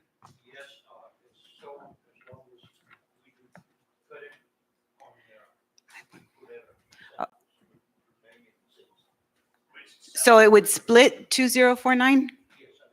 Right, and the Okay. northern part is barely touching. Okay, so splitting it at Culebra. And then my other question is, if 2020 goes to District 5, wouldn't that split the neighborhood? And 2019, because I understood the neighborhood runs all the way from 2043, Los Jardines, from 2043 up to 2020? Yes. Okay, Madam Chair, Amy would like to respond. so In a minute. taking those would split the neighborhood, but if we do 2049, that District 6 is okay with it, that would keep neighborhoods together and the numbers would add up. Is that correct? Yes, we'd have to go back and look at that contiguous compactness if they're actually, because I think they would barely be touching, but we would have to look at that. Amy? Okay, two things. One is our taking 2020 would not split Los Jardines. I thought, No, the taking part of 2019 would Oh, split okay. it, but not taking just 2020. So that's on that first point. In terms of Dwayne's points, I think that's really helpful. And I want to point out that what we're really talking about here is District 6 proposal, which essentially, that is not to give us 2020. They're seeking to respect the interests of businesses along Highway 90. If you're taking our argument against this split, taking 2020, we're arguing in favor of protecting the interests of residents. And I think that we should protect the interests of residents rather than the interests of businesses when it comes to hard choices. When you begin to look at a business along a very traveled area, which is Highway 90, historical Highway 90, you have people right there from all the neighborhood. You know that, Amy, from all that neighborhood there, right? And they go shopping right there at that very area. We are protecting then the people as well, not just the business. Madam Chair, Yes. real quick, one of the things that, again, while we can split, we would prefer not to. So that's just something else for the committee to be aware of because of the elections issues. So the idea of an entire, whether it's 2049 or 2020, it looks like that might be what's going to be on the table. This obviously as well, but if we were to pick and choose, the preference would be to try to keep the precinct all together. So just want to remind the group of that. And Ms. Villagrán has had her. Just very quickly, Rebecca Villagrán, District 3. So we heard District 6 said that this Eldridge split compromise is something viable to them. It also is something that brings Los Jardines into District 5. Not all of it, but part of Los Jardines into District 5 as well. And then it still also brings part of Edgewood, continuous Edgewood into District 5. So if they believe that this is a viable compromise and alternative, does District 5 think that this is a viable compromise and alternative?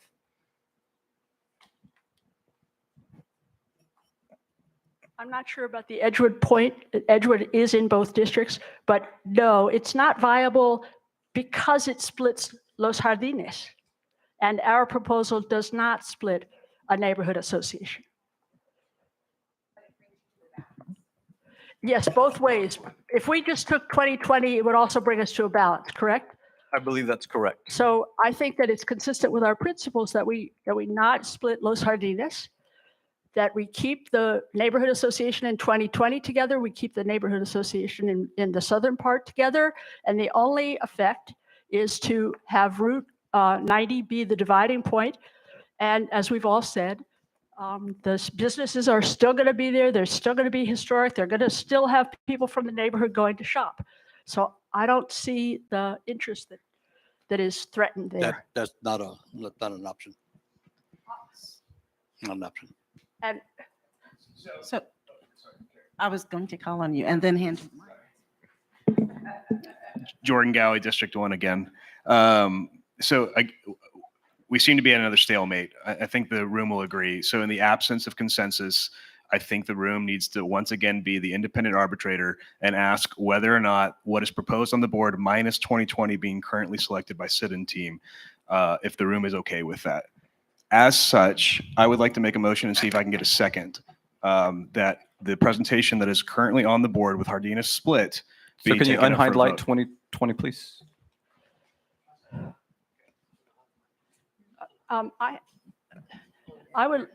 could I formulate the motion because I did want to make one? Yeah, who was the second? Eloy Okay. McClue, Q. Clarification on what the motion was? The motion would be to accept what is currently being proposed on the map, splitting in 2019, leaving 2020 and D6.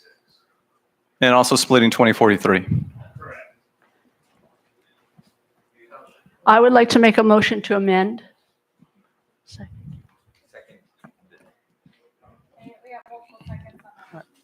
What's the motion to amending? I would like to amend that amendment to say that the area highlighted here in 2019 and 2043 would remain in District 6. 2020 would go to District 5, along with Precinct 2105, 2075, 2051, 1001. Amy? And the reason I'm making that motion, can I explain? Yeah, however, it sounds like a whole new motion versus an amendment to the previous motion. Well, the reason I'm making it is because I think it's important. We've been negotiating with numerous different districts. And if you vote on this motion and we then have to renegotiate with District 1, District 7, and District 4, I don't see how we could ever move forward. So I understand your motion to be this little piece, but it has tremendous consequences for where we are then. I call for the question. There is a motion on the floor right in the second. We have a motion and a second on the floor. So again, I need, so what we're looking at, and can you go back, I'm sorry, Sid and Sherry, can you go back to zooming in on what we had up front? So the motion currently is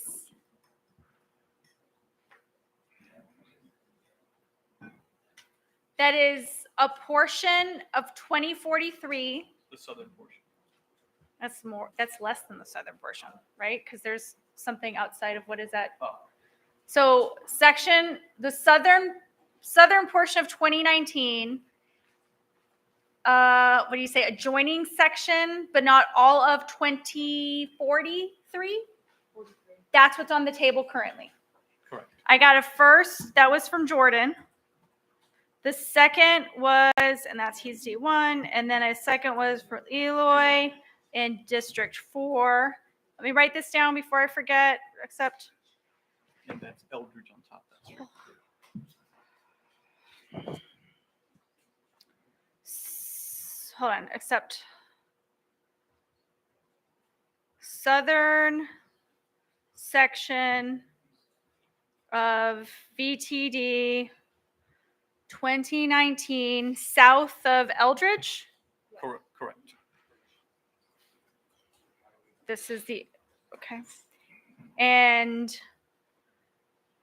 adjoining section of VTD 20, thank you, Tony, 43. Can somebody tell me the streets that it's bordered by? What is that, to the west, bordered to the west of? West is 151. The top part of the section, Eldridge, Highway 90. Right. Highway 90 connects Eldridge to Wynwood. Okay. Okay. I think Discussion. before we vote, I think it helps to understand sort of the alternative to this, if I may, which is District 5 proposal, which is exclusively to put 2020 in District 5 and leave the rest in District 6, which doesn't cut any districts in half. It flips one neighborhood association but keeps it contiguous, versus this proposal, which cuts a neighborhood association in half and splits two districts as opposed to not splitting any. And I think the only objection we've heard so far from District 6 to that proposal is community voice that they have stated, whereas District 5 has also heard from a number of residents that have stated the opposite. And also, I think any neighborhood association agree that it's much easier to build a new relationship with a city councilor in a new district than to recreate essentially two new neighborhood associations, which is what Los Jardines will have to do if we do vote in favor of this motion. Yes, and I think where we are at this point is that we would vote this motion up or down and then get to some of the issues that you raised. But there's a point of order, I think, that's been called to my right. Okay, so I'm going to state my point of order, but like I made this proposal, but I have no dog in this fight. I was just trying to find something that might work. My point of order is this. Amy made, she said she was making an amendment to the motion. I believe what she was actually trying to do was make a substitute motion, which I do think is permissible under Roberts. And somebody can correct me on that, but I think that she can make a substitute motion, in which case we would vote on the We have to substitute address first. the one that's on the floor right now. If it was an amendment to the one on the floor, then we would address the amendment, but we can't take a whole new motion as a substitution to this one. Can I mean, I know we're being casual here, right? And at the beginning of this discussion, They can withdraw. If they want to withdraw the motion, then yes. And I agree to your point, Amy. We don't abide by Roberts, even with city council, to the letter. That defeats the purpose of Roberts, which is to facilitate a meeting. However, we don't want to diminish the fact that there continues to be this particular motion on the floor. Okay, but and Tony asked me to wait to make a motion. Okay, so then we have a conversation, and then a contrary motion comes up and is quickly seconded, and we're stuck, with all due respect, with a motion that breaks our resolution priorities, that is, disrespects the neighborhood association, divides precincts, which we said was not desirable, and does not allow a vote. No. I withdraw my motion. Go ahead. I'm withdrawing my motion contingent that 5 and 6 can come to some sort of consensus to allow this entire process to move forward. I think that you all have heard the arguments on both sides. The argument proposed by District 5 is consistent with the resolution that we all agreed to, and the argument from District 6 is not. So I'm asking that you support the proposal from District 5, which will keep the neighborhood associations together, is contiguous and compact, has historical connections, and has no objection that we have heard from the community other than from the businesses on Route 90 who are concerned that they will not be able to get historic preservation, but they have no basis for that fear. So I'm going to ask that you support the proposal from District 5, which is that 2020 goes to District 5. Is there a motion? Can you, if you're doing a motion, give me the whole thing because I'm going to write it down. Voting tabulation district 2020. You're motioning to. I move that voting tabulation district 2020 be transferred from District 6 to District 5. Discussion. You have a motion and a second, and now we're at discussion, so I'm sure you might have something to say. A few things here. First of all, Tony, were you going to say something? No. Oh. No, we just clarifying the second. We got a second. When we first started this process, we always consider the importance of a given district representative and representative 1 and 2 to abide by our request. If we want to move this area, we would ask a district, are you okay with it? Just like District 8 and 7 did. We're not okay with you put in 2020 in District 5. And they should respect that. Plain and simple. Having said or heard the arguments in here that, well, we only identified that businesses were content with staying in 6. That's not altogether, that is not even true at all, because we have talked to many, many people in many associations as well, and they want to remain in 6. We offered a proposal, we offered a compromise, it was not taken, so now it's up to the committee to vote on this matter. And I don't support the motion. Madam Chair, since we have a motion and a second on the floor with a different proposal, can we ask Sid and Sherry to please change the map so we know exactly what the numbers will do and what that would look like? So is that okay, ma'am?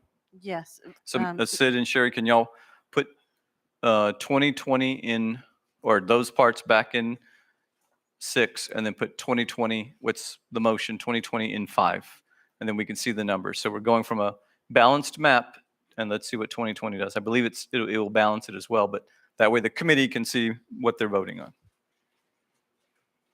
in terms of the numbers.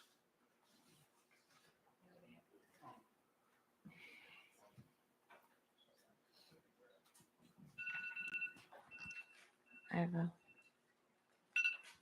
Hi. So that balances the map as well. Okay, ma'am. Thank you, Madam Chair. Yes, Ms. Vergara? I would just like to state, I think one comment that came up right now was something I didn't even think about was last meeting we had, we heard non-negotiables from one council district, and I'm hearing that this is a non-negotiable from a council district as well. And then two, in our statements, we did hear something that community said in our written statements. District 6 wants to make sure that Edgewood Fine Arts remains in District 6, and that the Community Workers Council is slated to move to D5, but we've had several of that they can continue to remain in D6. Those were our written statements too. I just wanted to make the comment. Thank you. Madam Chair. May I? Luis Gomez, District 6. We, and all the meetings that we've had representatives from District 6 talk. We've had meetings with the community. District 5 has been there at our meetings also, and they've heard the people talk. So now all of a sudden, it's not culture for what we've discussed. We discussed over and over that they want to stay in District 6, all of Edgewood community, the Highway 90 alliances, all the churches there on 90 and beyond. They all said the same thing over and over. And they've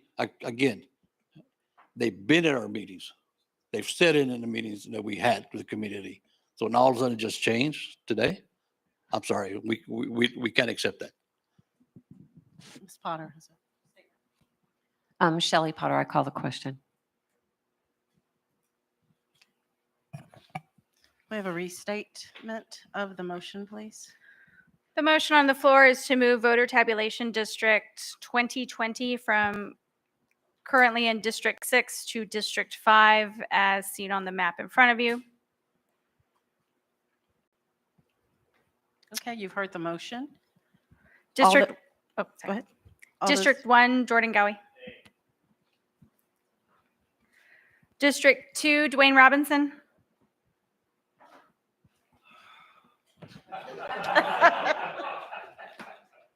Come back around. No. Nay.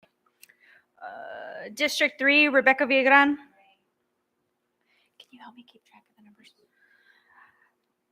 District 4, Eloy LeCue. District 4, Miguel Sepulveda. Hey, Nay. Is that correct, Miguel? Was that a nay? that's correct. Okay. District 5, Velma Peña. Proxy is Cliff Soloway. Amy Casterly, District 5. District 6, John Ibanez. No. District 6, Luis Gomez. No. District 7, Lisa Marie Gomez. Yay. District 7, Francis Gonzalez. District 8, Laura Garza. No. District 8, John Kelly. No. District 9, Larry Lamborn. District 9, Hollis Grizzard. No.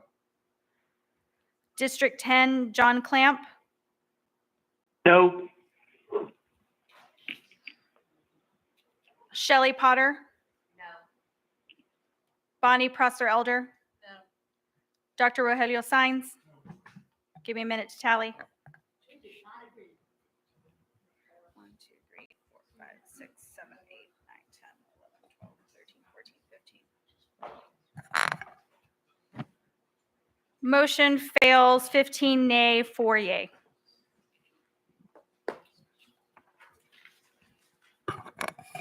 Okay, Sid, Sherry, can y'all put that, reverse that change and put that back in 6? Okay, committee, we still need to.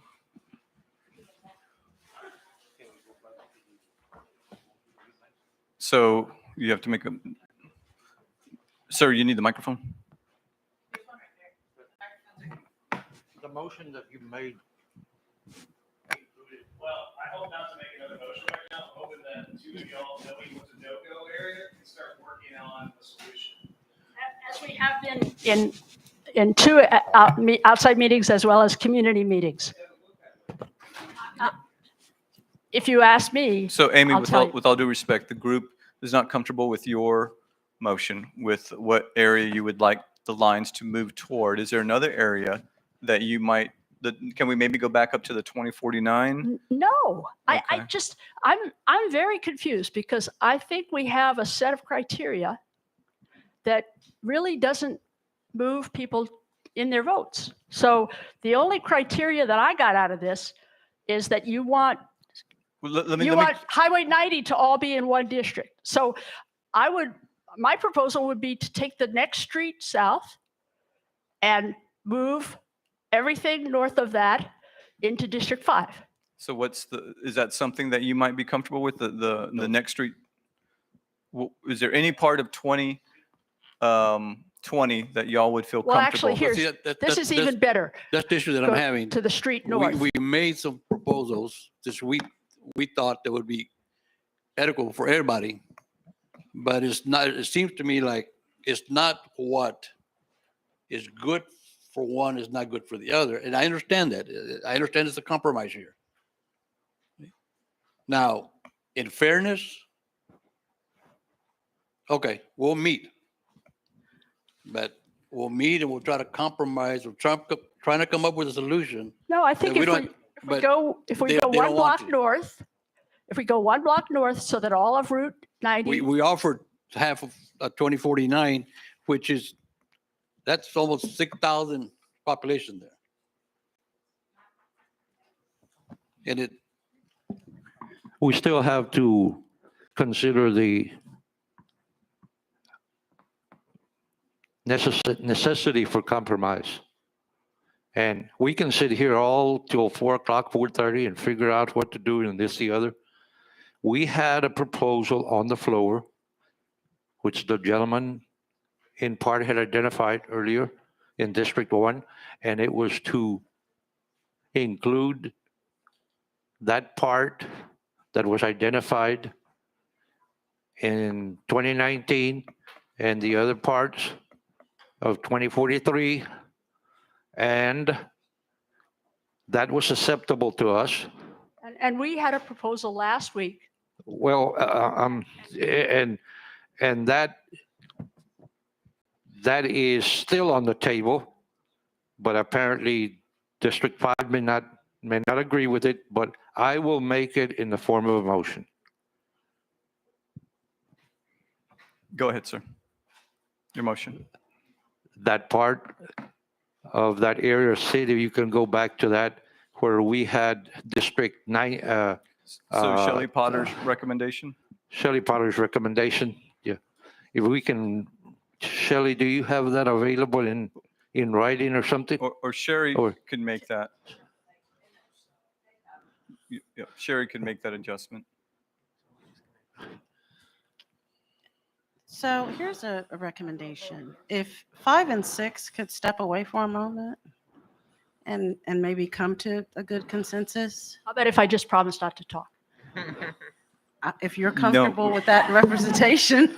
So Madam Chair, in the spirit of trying to, I mean, it is 3:00, past 3. This is scheduled to be a 3-hour meeting till 4. So is there anything right now that we can do 5 and 6 to, and I know I know you want to make a motion, but Amy, they're clearly not okay with that. So is there something else? Is there any other area that have we fully exhausted before we take another vote? Any other areas? I say that to say we can come back to them in 30 minutes or so. We can move to District 9. Okay, so we can go back and then talk about District 9, and that's fine. Because we have been on this for what, 30, 40? We've been at this for at least an hour. Yep. And we do So we're going to give you and 6 an opportunity to talk, and they're going to look at maybe setting up a conference room for y'all to go talk now. And then we're going to talk about District 9. But come back and see where if there's any agreements on that. Is that correct? Madam Chair? Yes. Okay.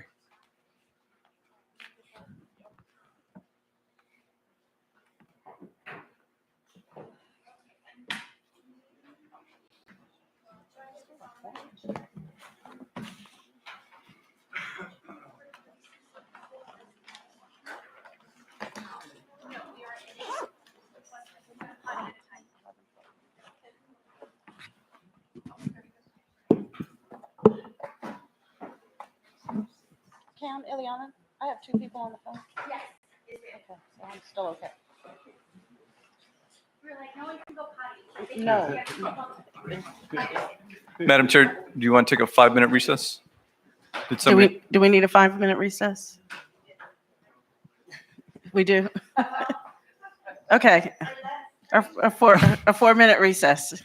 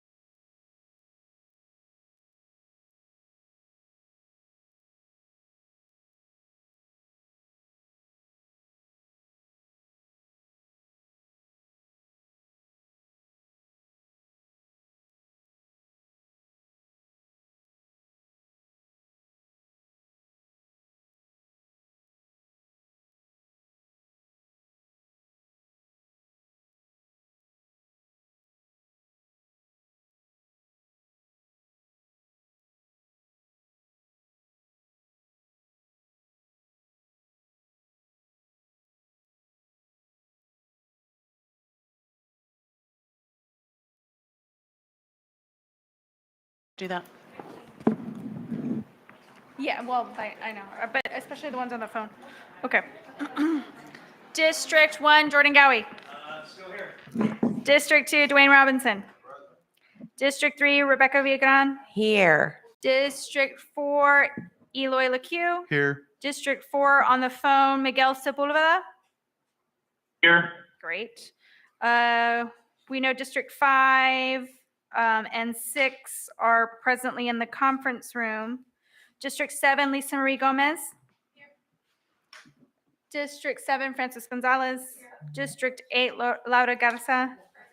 District 8, John Kelly. District 9, Larry Lamborn. And Hollis Grizzard, also of District 9. On the phone, do we still have John Clamp from District 10? Yes, still here. Great. Shelley Potter. And Bonnie Prosser Elger. Dr. Rogelio Sines. We are back with a quorum.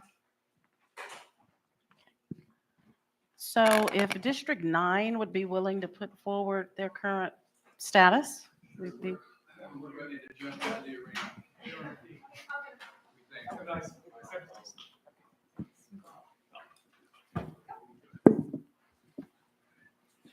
And before we begin, Madam Chair, thank you.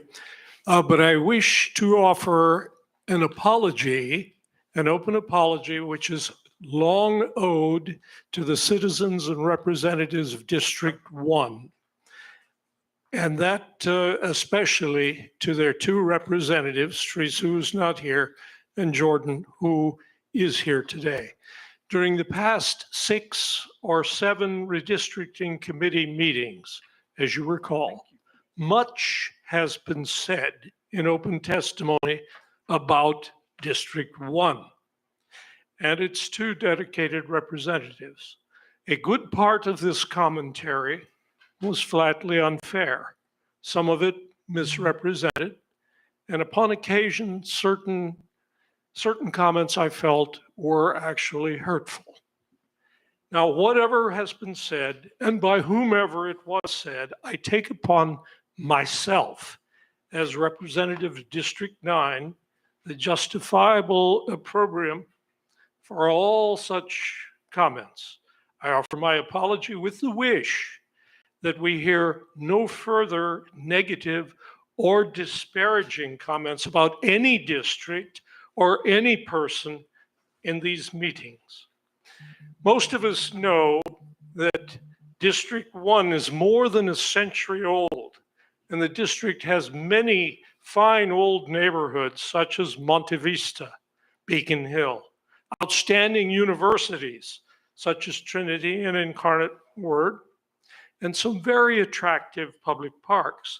And indeed, many of San Antonio's historical treasures are found in this distinguished district. In closing my apology, Madam Chair, I would state for the record that each one of us here today in this room is a citizen of a great city with a rich heritage. We are not living in a collection of disparate urban islands, constantly in contention with one another, but parts of a wonderful whole that is the city of San Antonio. We are all members of that city and should act and speak as the brothers and sisters that we are.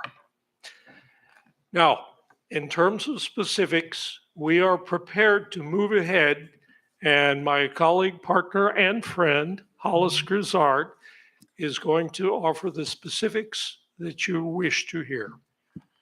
Thank you, Larry. In other words, I become the target. So let's start with the, thank you, Larry. I think those are words that are really important to be taken seriously at this point in the discussions. Let's start with the easy part. We have been in conversations with our colleagues in District 10. And John, since you're on the phone, I'm grateful that you are. Let's talk about 3069 and discussions with the representatives from 10. They have agreed with us, and John, correct me if I'm wrong, that we would reunite the 3085 Lauren Creek Homeowner Association by giving us that precinct. John, are you there? Yes, I'm here. You skipped that on the phone, though. Could you restate that? Certainly. By allowing, handing over 3085? 3085, it would reunite the Lawrence Creek Homeowner Association.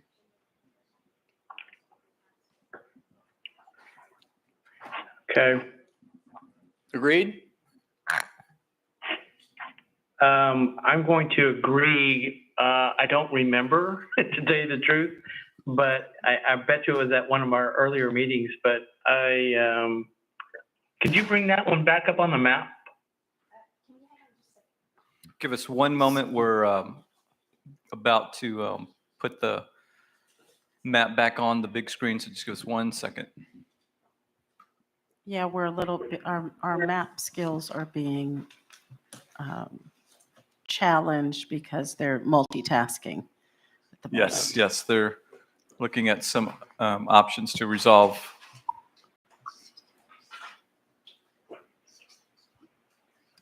What was a wonderful idea in concept, logistically has become a little more complicated because of our map skills, which are excellent. But while we're waiting for that, I want to say, as a resident of District 9, thank you, Larry, for that apology. And I join you in that apology and all of the statements that you made related to District 1 and as it relates to all of the districts that are here in terms of working together and making comments that are supportive as opposed to disparaging as we go through this process. So thank you very much for that apology. I think it was well-intended and necessary.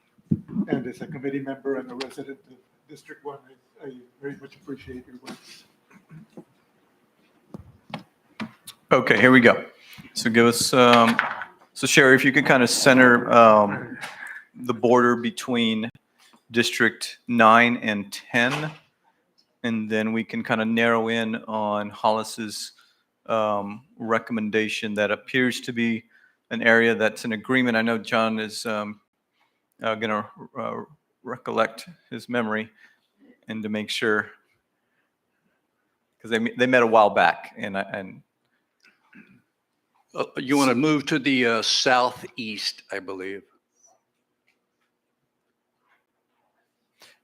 And Hollis, can you share with us again what precinct that was? 3085.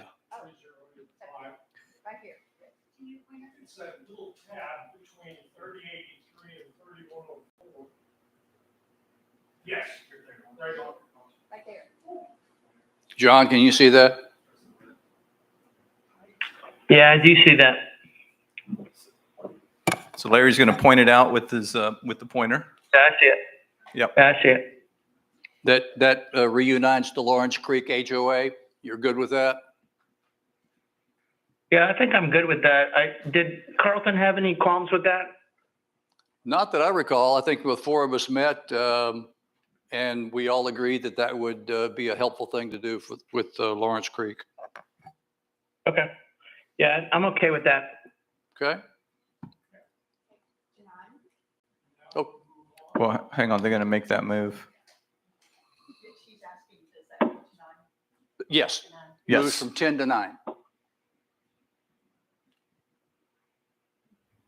Done? Okay. Following on Larry's earlier remarks, you know, we've heard many times over the past several meetings that not everyone is going to be happy with the outcome here. And Larry and I were beginning to wonder if anyone was going to be happy with the outcome here. One of the more difficult things is that the districts 8, 9, and 10 were faced with the most difficult task, I believe, because we were overpopulated.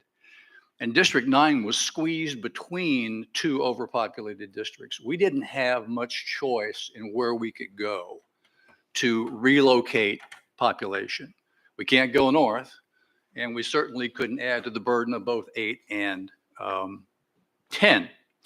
So since we didn't have any real good choices, we have listened intensely to the remarks of the Greater Harmony Hills leadership. And both Larry and I have gone over the numbers that were suggested to us of precincts to be transferred into District 1 aside from or other than the districts in the Harmony Hills neighborhood. And we ran the numbers ourselves. And as many will recall, we spent the first half hour of a map drawing session of this committee moving on those suggestions to the map and finding that they did two really egregious things. The most egregious was that it significantly reduced the Hispanic voting age population in District 1 to a significant degree. And we have taken the numbers ourselves and put them into an Excel spreadsheet, an Excel program. And there's no other way we can see that we can maintain a respectable, appropriate percentage of Hispanic voting population in District 1 without diluting it, without moving the Greater Harmony Hills precincts into District 1 from District 9. In effect, rejoining Greater Harmony Hills, which was split earlier, I imagine 10, if not more years ago. So already illustrated on the map, I suspect, is 3014 to District 1, 3063, we believe already is located there, 3064, 3066, and we also will move 3031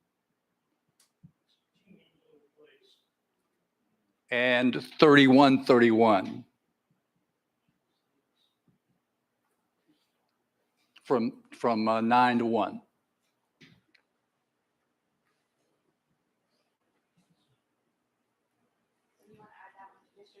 Correct.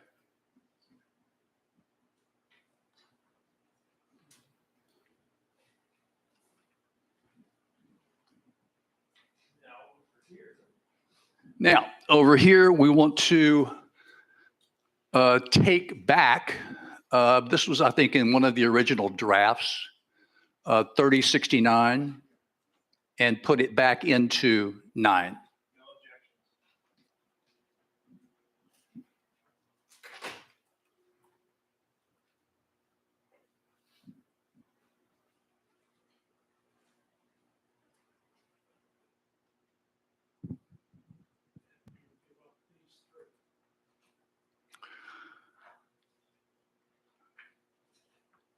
Right, those have already been moved, correct?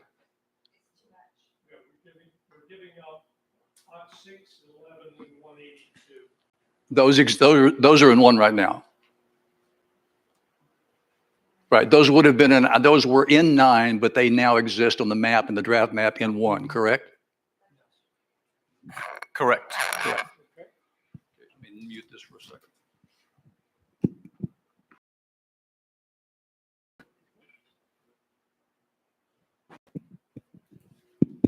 At the moment, that is it from your representatives from District 9. And we heartily solicit your support. I can't imagine there's much opposition, but we'd appreciate your support.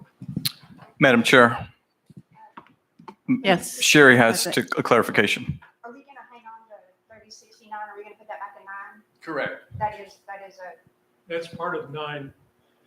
Yep. Yeah, it was in the draft map, it was moved over into 1. We wish to take it back into 9. Take it back, okay. Yeah, and I know that. Just trying to make sure, because I hit the undo button because you said it was in 1, and I don't think I heard all of the. In the draft map, it was in 1. Okay, so Yeah. 3069 back to 9. Correct. Correct. Now, it affects the population, but it improves the Hispanic population. Okay. Right, so, 1 needs more population. correct.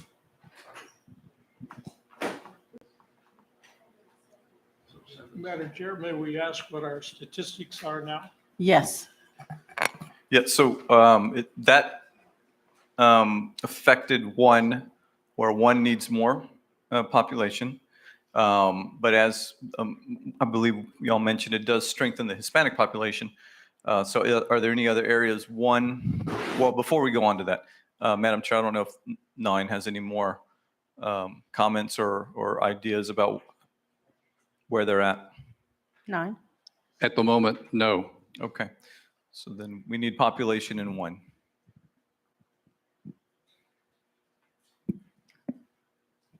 So we need to find additional warm bodies to go into District 1. And Jordan, I don't know if y'all have thought about any other areas.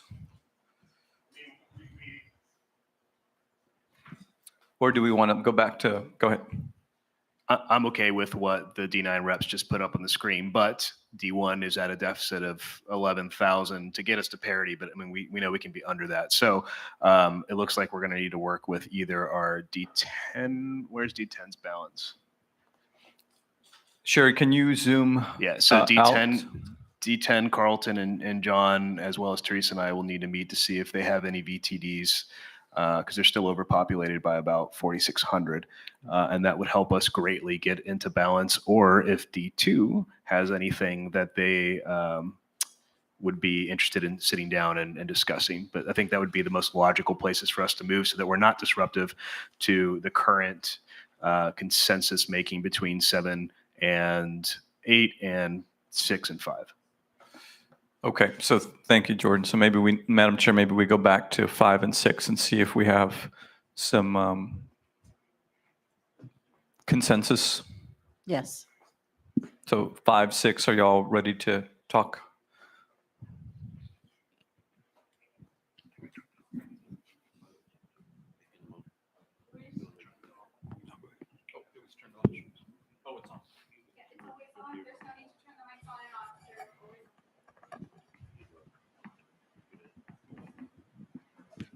So, yes, so Mr. Gomez, just kind of what you and okay, so are we going to, looks like Sherry has what y'all talked about, so we're going to put that in there.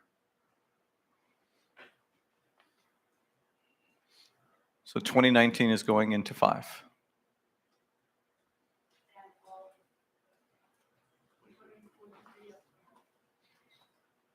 So all of 2019 and 2043 south of Highway 90. Okay. Thank you guys for talking and working on something. What does that do now? So 2019, is that all of 2019 or just that? No, all. It's all? Okay. Okay, so most of 2019, but the top left stays, and then Highway 90 south is 2043 up to 151. Okay. We'll go to 5 from 6. And this is what y'all are comfortable with, correct? 5 and 6? Hold on a second. Just a second. What does that do to the numbers? Well, it's hard to tell, Tony, because 1 and 7 are now the culprits. Okay. But 5 and 6 are under 5%, both of them. And that, let's see, what's the overall number, Yes. Sid? 13.02%. Okay, so we still have some work to do between 1 and 7. Okay. So before we go any further, I know 6 is looking at it and 5. Does this reflect what y'all were talking about and are comfortable with?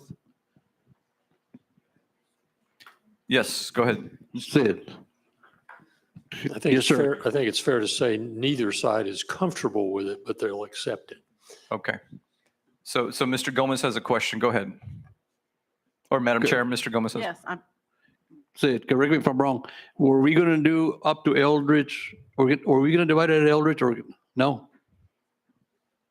Was that correct? It's a question. It's just a question. I understood when we left the room that this was okay to both of you, as you see it depicted.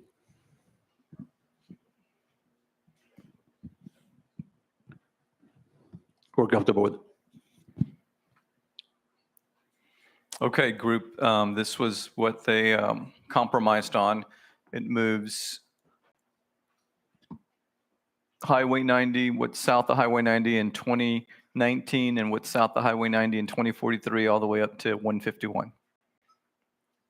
And that will go from 6 into 5, which now that it's been adjusted, does help the numbers between 6 and 5.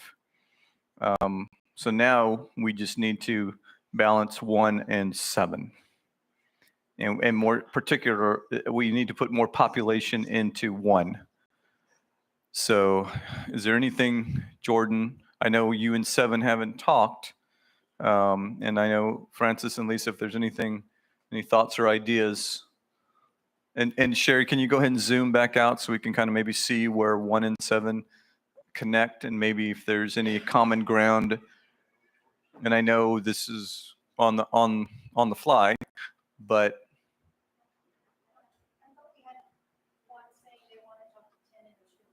is that, and he did say that. That's I thought y'all were still working it out with the other districts, your 8 and 7 and 5. If you have something that you know that 7 and or 5 is what, okay. You don't think there's any room for collaboration with 7 and 5 right now? If you were to get something back to 1, to take from 5 versus 5 or 8? If not, you're saying that there's no way that 5 and 8 and 7 can work out anything, then we'll have to go to 2 and 11. Excuse me, 2 and 7. And so 1 and 8 are, there's nothing there either? Can 8 lose more? Yeah, 8 can lose more. So I don't know if We did look at instead of giving more to 1, but it would split the neighborhoods. Precincts are very big. oh, okay. So I guess I'm asking, is there any other that we could do magic like we did before? The only thing I can think of would be Yankee Park, and I'm not sure how it will be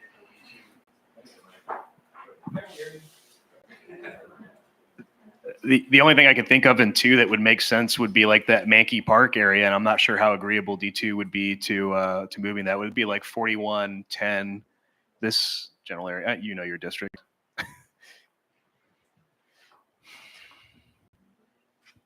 D1 needs to meet outside the room with some of the other representatives, and we'll have something. But Okay, so I don't maybe think we're going to get in 15 minutes. maybe we give them some time to talk, Madam Chair? Or I don't think we're going to get in 15 minutes. oh, you won't. Okay. Yeah, and I'm missing, he's missing a cohort, I'm missing a cohort, and we're missing, well, not missing, but we don't have 10 in the room, and it's really going to be a visual process, I believe. Okay.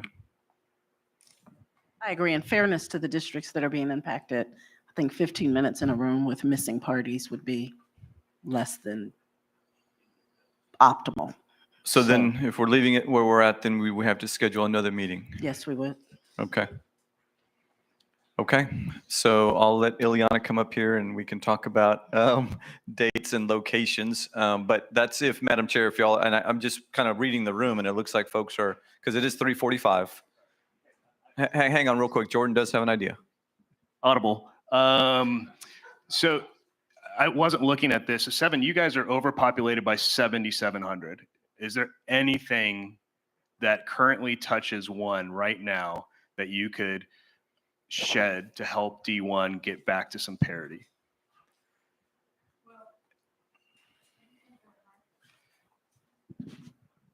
I think that would be our priority right now based off of their overpopulation. Sure. So let us look at it, Jordan, but we were we added 3037.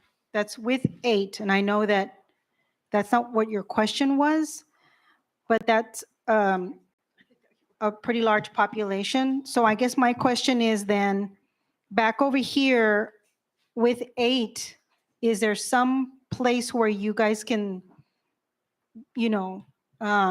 look at a precinct? I think that puts us in the medical center, 20009, No, 2148. well, I wasn't, that one's off the table. I'm talking about the other neighborhoods. So like 3071 maybe, or 30, 135? Between 3071 all the way over, like, is there anything there that'll work? D8, does anything make sense to you off the top of your head? 3071 to 3135, or Callahan, I maybe guess. 3115. That's Callahan, no? It's all right. So we would essentially take 3037 off, so that our number is like, I guess, less over. And I'm sorry, Francis, what number was that? 3037, it's up on the north side. It was one that we had said yes to. It was not we didn't want to take all of them, but we said, okay. But the number did go up quite significantly to that 7,600.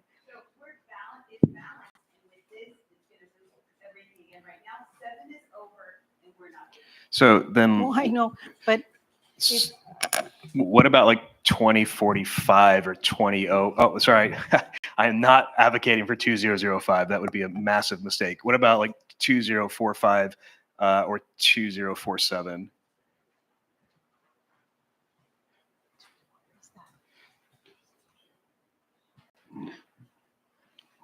Because at the end of the day, y'all are overpopulated by 7,700. So we need to get D7 to, we're going to have to grab, I think, some from D7. well, my option to you was we get there through D8. Well, I know, but we're off balance now. So So the idea would be for Francis to give some back to Understand, 8, Laura. and then 8 would give some to 1. yeah. Well, we do, because we took more of their population. So Laura, if when we they started this meeting. if they gave population back to you, Laura, is there some parts that you can give to 1?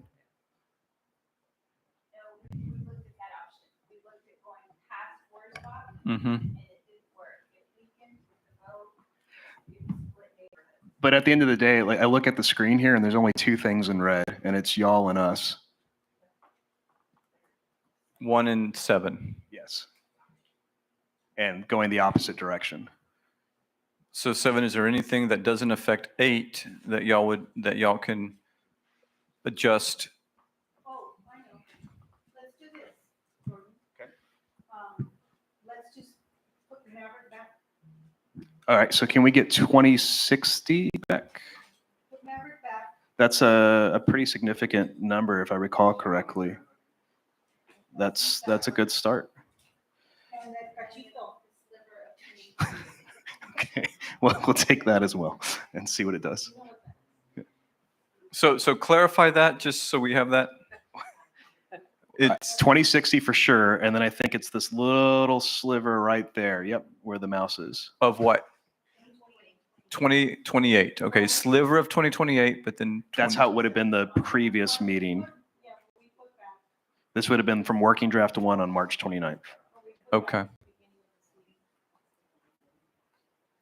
Just a little guy. That helps. Hang on. Oh, we're Balanced. almost green, guys.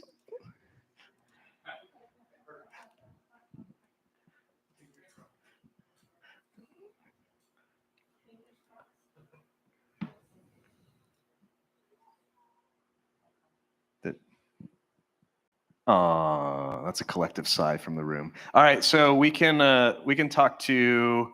It's very close. What's the total deviations? Oh, all right. It's in balance, 9.53. So overall, it's in balance. But keep in mind, the only reason there's red is because 1 is still, the 5%. But overall, it's a balanced map. Correct, Sid? Y'all ready to tackle the Yes. Israeli-Palestinian conflict next? We got this. So we have a balanced map. Is everyone is looking at this map? Yeah, so why don't you back up a little bit, zoom out a little bit, Sherry, so folks can see how it looks without the precinct numbers on there, just so we can look at the compactness and the contiguousness, and folks can kind of visualize the neighborhoods and the areas and recognize And Francis and Lisa, thank you guys for that. And Jordan, thank y'all.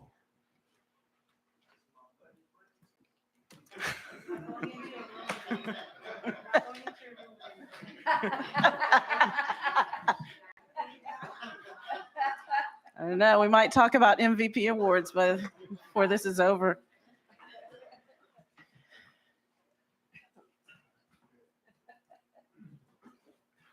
So we came in here with the hope of getting a balanced map, and we are there. Mr. Lamporn? Microphone. What's that, Amy? Oh, One tiny detail that affects 35 living souls. And it's an anomaly which should not be on the map, but it is. If we could see District 9, particularly the airport 3150, please.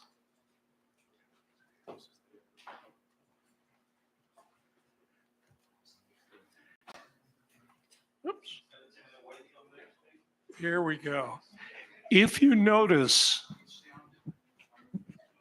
can you hear?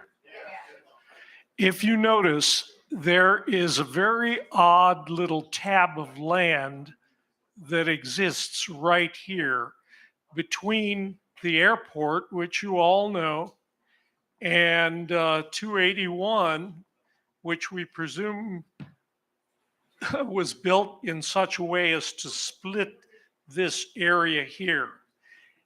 Oddly enough, it is part of the census tract 1913.04, but for reasons unknown to us, it is part of this 3150 right here. Okay, all of this is the airport. And yes, there are some odd people that live in the hangars here. That is true. But we have discovered that there are 35 people mainly living in some kind of dwellings down here. This is all unoccupied land and is of interest to a developer. District 9 has no problem at all transferring this to District 1, but we don't. Oh, it's that Gawi guy again. We don't know exactly how to do that because it is part of 3150 technically, but it's part of a different census tract. So help us through this problem, if you may. So Sid, is that, well, obviously it looks like something we can do. But why do we have to move them? Well, they're not- by John Courage, Uh-huh. okay, all 35 of them. And even John sort of discovered it because the developer had his eyes on this vacant lot that's here. The people that live to the left of that yellow line have an interest in what's happening to the yellow highlighted area because of development, and they would like to be represented by District 1 instead of having to deal with two council offices on the development that's going to be occurring over there. This is called Crown Hill Park, and we have a representative of their neighborhood here. And in fact, it's thanks to Crown Hill who we even discovered that this odd sliver, which we're calling the Jones Maltz strip right here, the old part of Jones Maltzberger goes right through it, and it's a 2-lane road, which of course is not conducive to traffic.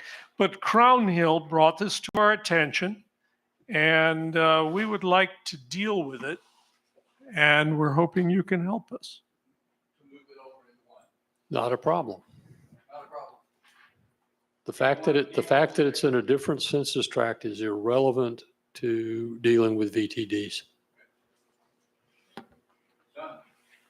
So if you make that change, 35 people are involved. so it'll add 35 people to District 1. Right. And but it just allows compactness with regard to, now that major highway is the border, which is good. Yes, 281 must have been built, I suppose, right through this area. And at that time, this was probably entirely uninhabited, I speculate. And so it was lost. And we're putting it back together. We'd like to. We sounded as if we were on the verge of voting on a final draft map and we were going to handle this in a subsequent meeting, but since it sounded like we were close to doing something, we didn't want to let that go. So thank you. So Sherry, can you, the numbers, can you make the numbers where we look at a little bit more holistically, not just the population, but there we go. Okay. Tony, if you want to walk through that, it looks like we are good at a map. If everyone can hold on for just a few minutes. I know this is our first 3-hour meeting, but we may be at a good place right now. Right. So just to remind everyone, so the goal again is to one person, one vote to balance the population, to have a deviation 10% or less. And the big picture wise, we did that. The population deviation on this is, go ahead, Sid, what is it exactly? 9.50. 9.50, which is under the 10%, which brings us in compliance. The other items that we talked about is compactness, contiguousness, communities of interest being together, and then also what we haven't fully analyzed is the minority population numbers, but I think in glancing at them, I believe we would be, okay. We'd have to study it a little deeper. But Sid, does anything jump out at you in terms of those populations? And again, if the group it's a balanced map, and we would have time to study it a little further as a committee, as legal, and as your community. But Sid, go ahead. What Tony said. Yeah, I would want to study the detailed demographics a little bit just to make sure there weren't any final tweaks, but I think this is a good working place. So, committee members, Madam Chair, Chairman, we have a balanced map.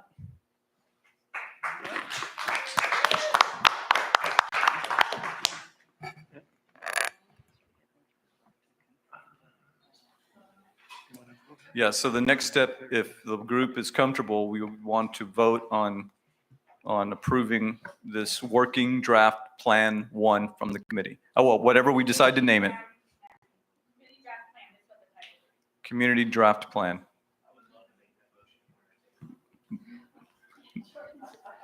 Madam Chair, you have Shelley raising her hand. Oh, okay, do we have a second for that motion? Well, hold on, let's go officially make the motion. Well, I thought he made the motion. Oh.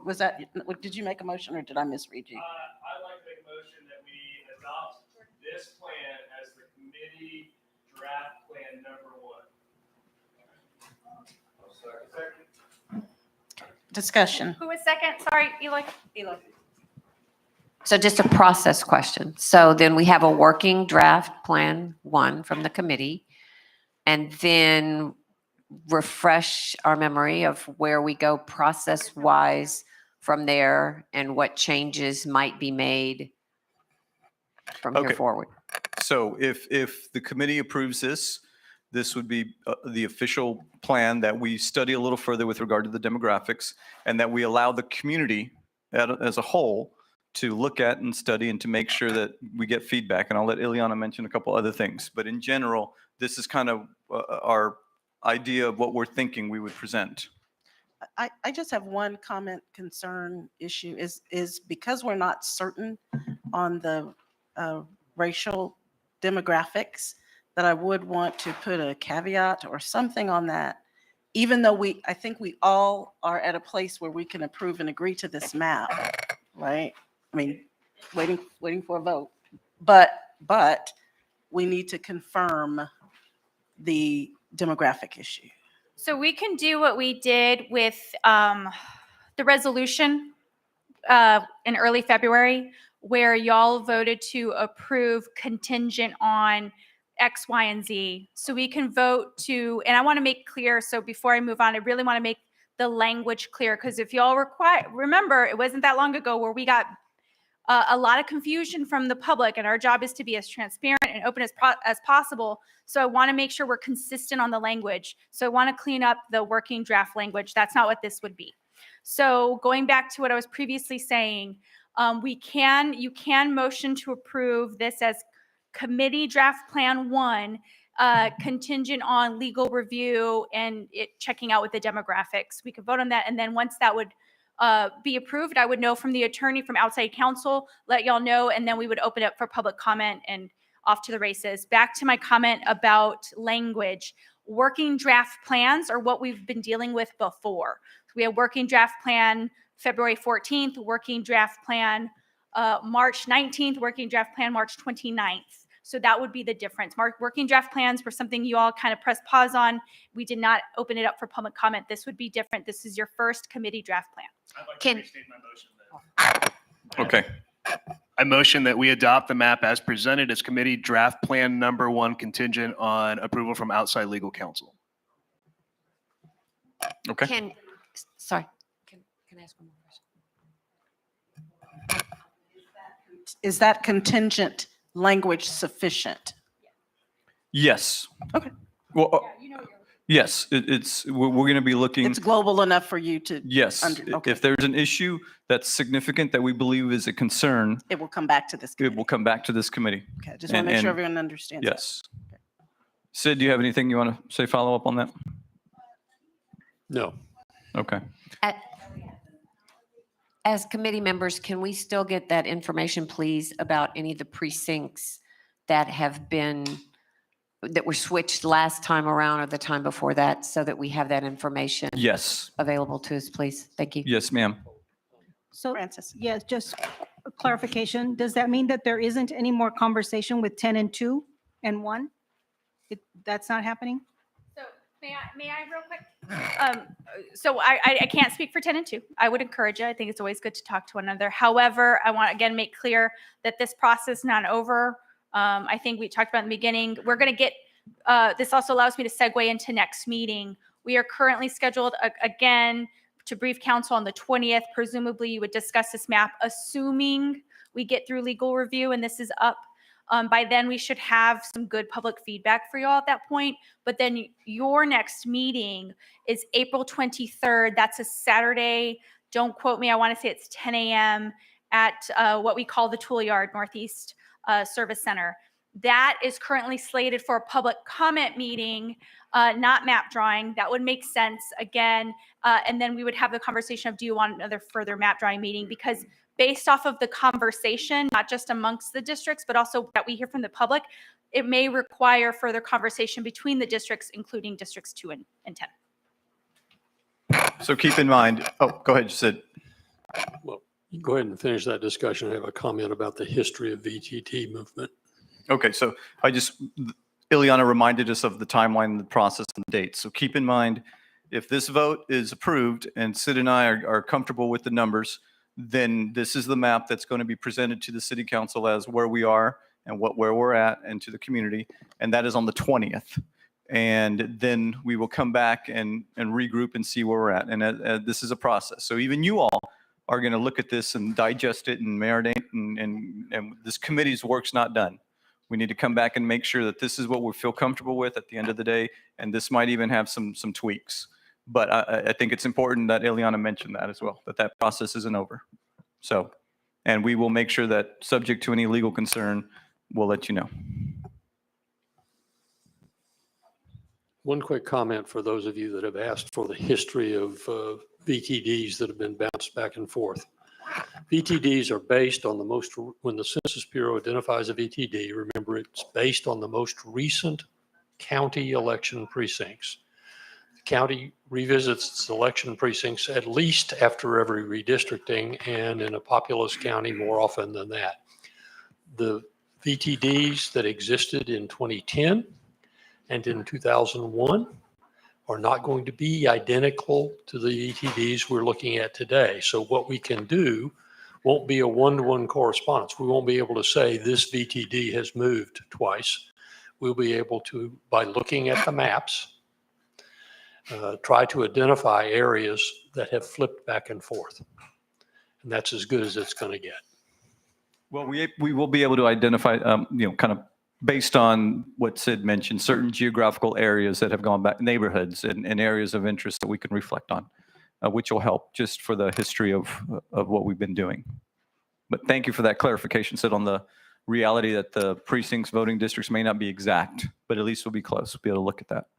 Okay. Okay, so Thank we you, have Sid. a motion on the floor and a second, and any further discussion? Okay. Up or down? You want me to roll call vote? Yes, we would. We're going to call for the question, and we're going to have a roll call vote. Jordan Gowie. Dwayne Robinson. Rebecca Villagran. Eloy Lecue. Miguel Sepulveda. Aye. Velma Pena, here by proxy. Cliff Soloway. Amy Castelli. Mr. Ibanez. Mr. Gomez. Luis Gomez, District 6. Lisa Marie Gomez. Francis Gonzalez, District 7. District 8, Laura Garza. District 8, John Kelly. District 9, Larry Lamborn. District 9, Hollis Grizzard. District 10, John Clamp. Yes. Shelley Potter. Yes. Bonnie Prosser Elder. Yes. Dr. Rogelio Sines. Yes.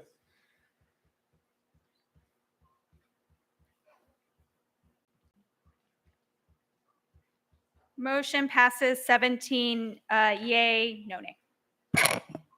Congratulations. Yes. Good work, everyone. Madam Chair.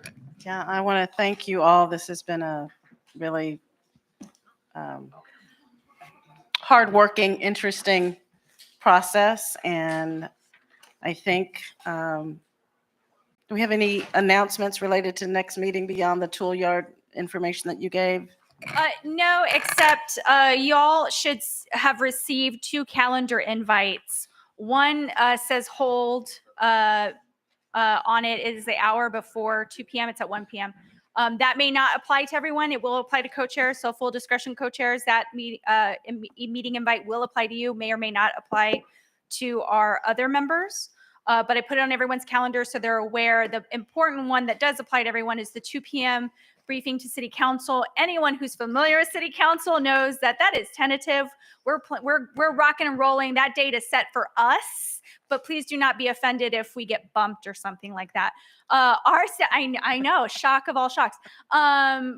Staff, me, will begin an outline presentation for y'all, but I want to make it clear we're simply setting the table for you.